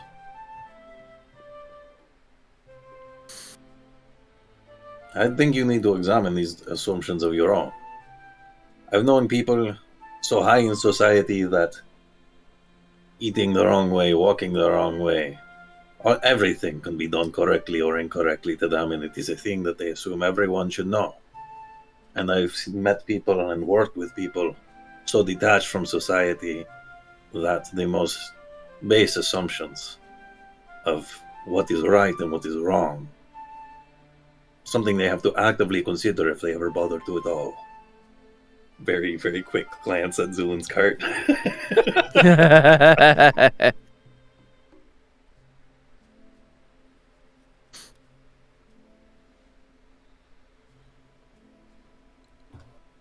The question is where you lie on this. You are a worshipper of a god of death, and yet you seem very particular about who dies and who does not, and for what reason and when.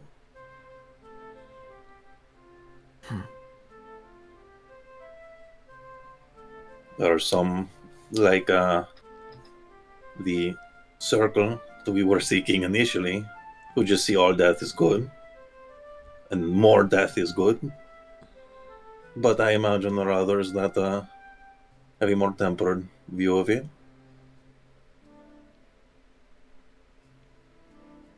Death in its own time. But there is that assumption, its own time.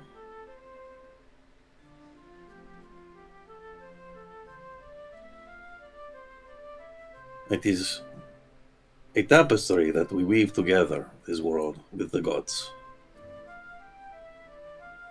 We make our choices for sure, but just as Tess reads out fate and Owen meets out demise, when is our time? If a child, if the infant is thrown from a cliffside, is their end, or something tragic like that, what is the correct end instead? Is the context matter?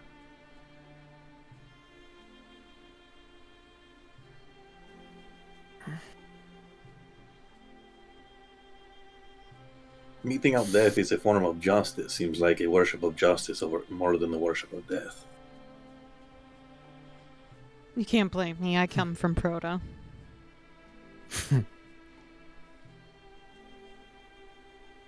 Don't say anything about it, though. And Louie winks. I only ever wanted to visit so that I can try their food. Well, It's you for had them. Vincenzo's food. So, That's pretty close. When I was alive, so that I could properly taste it. Well, you made your decisions in life. Yes. I mean, if you could do me a favor, I'd like you to think about what I asked you earlier. Why your death, decided on by mortals, was an exception. I can understand that in mortal conflict, it is more or less an act of nature. But you, my friend, you died completely by choices.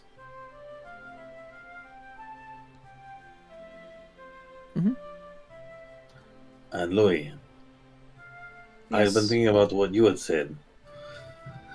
I mean, I have my viewpoints for sure, and I'm not going to get into that because your viewpoint is clearly well in set.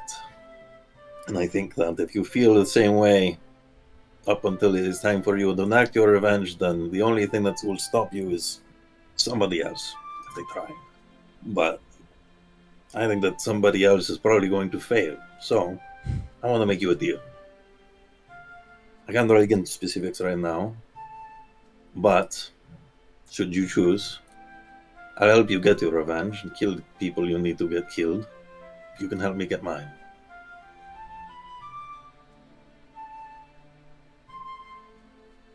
I accept this with some caveats. I will state them. Whatever I do before they die, you cannot stop me. No matter how horrific it may be.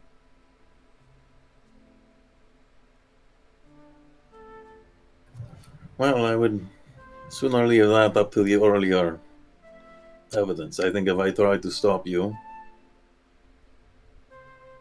fate will mete out its own justice. This does not mean you need to watch. I would never force anyone to, other than those who have to experience such things.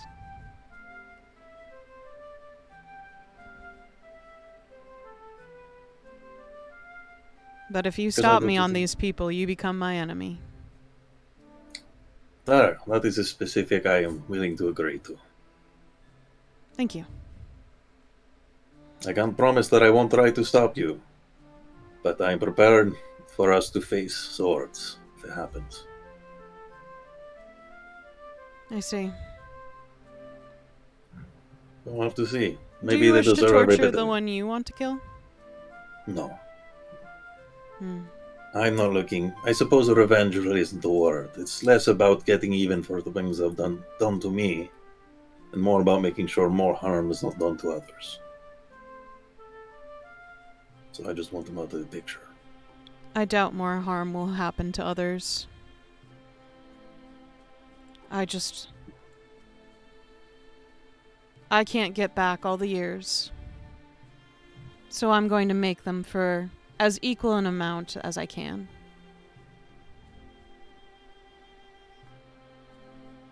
And I fear that sometimes revenge does blacken the soul, but sometimes we have fables of those with black souls, so... I'm sure mine was already ruined long ago. Not the one I've seen. And there's still time for healing.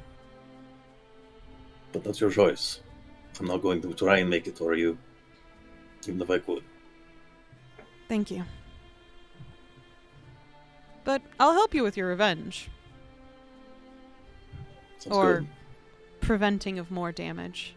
That I do like. Justice. Perhaps. Though I'm not supposed to lean too far into it, or else some people will think I worship the gods or something. It's true. Oh, creation forbids that. You can say Owen, right? Like, creation. Yeah, I thought the term was Eden forbid.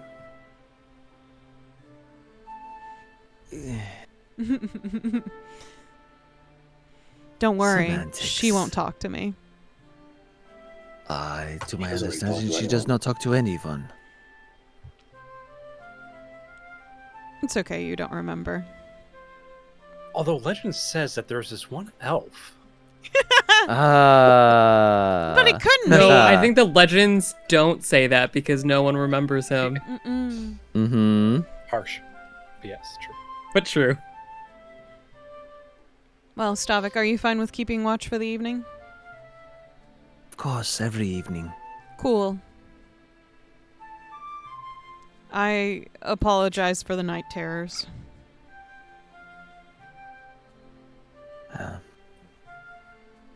I pray they are as minimal as possible. Me too. I'm gonna go sleep in the cart and attempt to lock it, though, or carriage, if that's alright. Good night, everyone. Stavik, if Xander does come back, do let him know that I'd like to speak to him when he is ready to talk. Of course. As much as I would like to seek him out, I find that space tends to be better in these instances.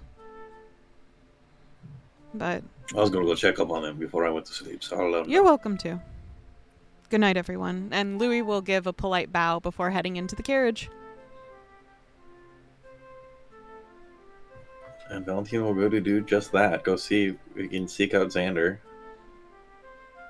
Yeah, I'm sure you'll find Xander at some point. He is just sitting down, not crisscross applesauce, as is the only legal way to sit on Abador. But since we are not there, it's totally fine for him to sit with his legs folded underneath him.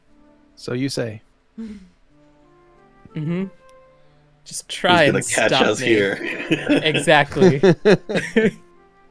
Exactly. Straight to hell. Hey man, you good? He turns to look at you. Yes, Valentino. Like disturbing How are you? No, not at all. I'm a little conflicted, not gonna lie. Sit down next to him, light up a Haggy, offer one to Xander. Thank you, but no thank you, Valentino. Please enjoy I that. knew you would. You just missed the conversation I think you would fucking love. Oh, say more. Philosophy. Let me guess. Stavik and his philosophy on death and its timing. Go fucking guess. I guess it's not the first time we had that conversation. It is not, nor will it be the last. No. Clearly, he's got some conclusions to come to. But it's interesting. Something else I was going to ask Xander, and I don't fucking remember what it is out of character. Fuck, this thing is hitting me. Oh. Hey Xander, you want a kiss? How to kiss? Yeah, is Stavik the only one who gets to be inside you? Well, it depends on how wild you get in the next battle. That was a bit. That was out of character. I know. I Xander know. can respond to whatever the fuck he likes. I just want to make sure. Mm-hmm.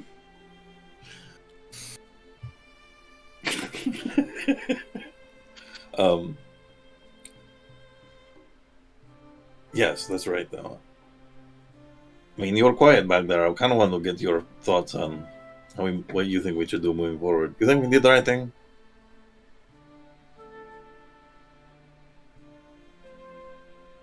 In what sense are you asking if we did the right thing? Do you mean taking on the LICH? Do you mean trying to destroy the machine? Do you think there's a point in the midst of everything we were doing where we made the wrong turn? Yes. Where do you think Likely that so. was? I think the mistake was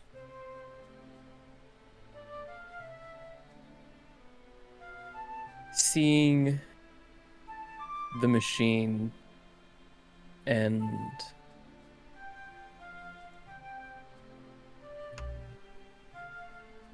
thinking that we understood the situation enough to be able to make a determination about what would be the most effective means of stopping it. That's fair. Although, as a counterpoint, you really think there's another way we could have gone out of there with our lives?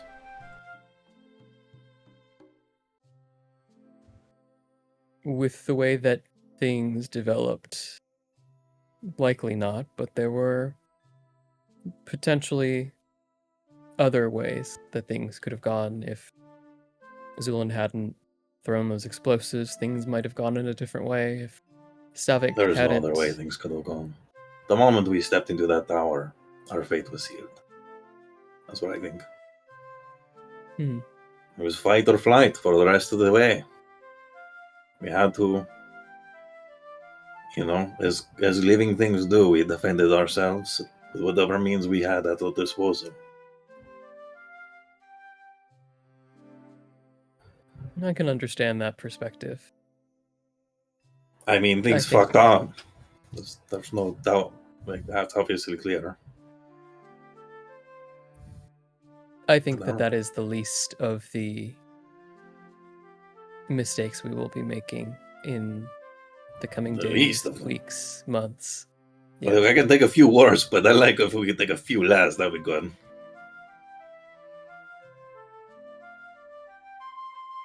Things will get much worse. Maybe. They tend to. But they will also get better. I don't know. I mean, yes, I agree with that. I feel like, I don't know. I'm walking away from this whole thing. It's a shitty situation, and yet I feel more than ever like we have the strength to tackle it. Oh, yes. I'm glad you agree there. We will handle this. This will be taken care of. It will take time. It will not be easy. In fact, I imagine this is just the beginning of the bad times. And yet, we will succeed in the end, because that is the only option. I did warn you guys that I bring trouble wherever I go. They don't make stories about true. good times. That is true. They tend not to focus very much on that. But this land that we're on, this world that we're on, has been working. It has been here for quite some time. And it will be here for quite some time after we're all gone. There is certainly trouble, more than just the kind that you bring. But it's not the first time that a crisis has befallen the land. It will not be the last, and we will take care of it.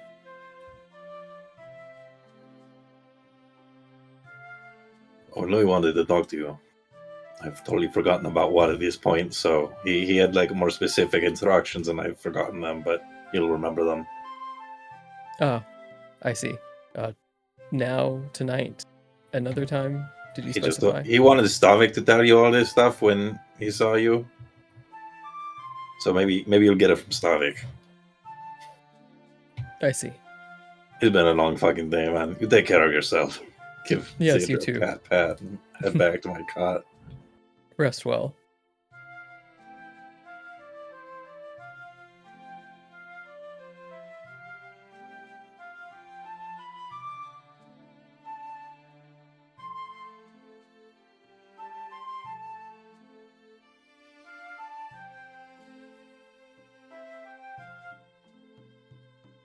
Anyone else got anything? I think that'll roll time along. Well, All right. I would like to say that Zu'lin has been working in his little shop. What you been doing, Zu'lin? His little shop of horrors. Yes, You know thank it. you It very very much. much is that. Speaking of which, guinea pig. How long have I had him now? Oh, I want to say it's probably been, let's see, about 6 days. Okay, so I had undergone the same original experiment with him as parsnips. However, what Okay. I have not done is I have not given him any genetic material. Yeah. So the difference is, yes. No, what have I seen? And So what you've noticed is in that time, the other subject 2, subject beta, Bravo, whatever you want to call it, it has remained the same size, and it has become very dormant. okay, but So it seems that has its form deteriorated. No. Ooh. All right. But it's dormant. It is not moving really. Yeah, like it barely responds to anything unless given nutrients. Okay, so it will though. So it seems like almost like a defensive hibernation to me. Mm-hmm. Yes, indeed. Huh. You know, I do got one fireball left. I could still blow up that cart. That's true. Anything from here on out? If you don't, it's your fault. Yeah, right? Now that you have the power to stop him, if you don't stop him, it's your fault. It's the Batman thing all over again. The cart's going to be there. We got at least a few days of travel. Okay. Well, with that, I don't think Zu'lin has much in him due to the fatigue to do much more. So eventually he will also go to sleep until he can figure out what his next experiment's going to be. Okay. Well, in that case, you all head on to bed, get some good night sleeps, and as you roll the clock forward to May the 22nd of the year 808, and the day that you are all going to be heading away from old Izmir and toward potentially new Izmir, that is where we shall call it a week. Catch you next time.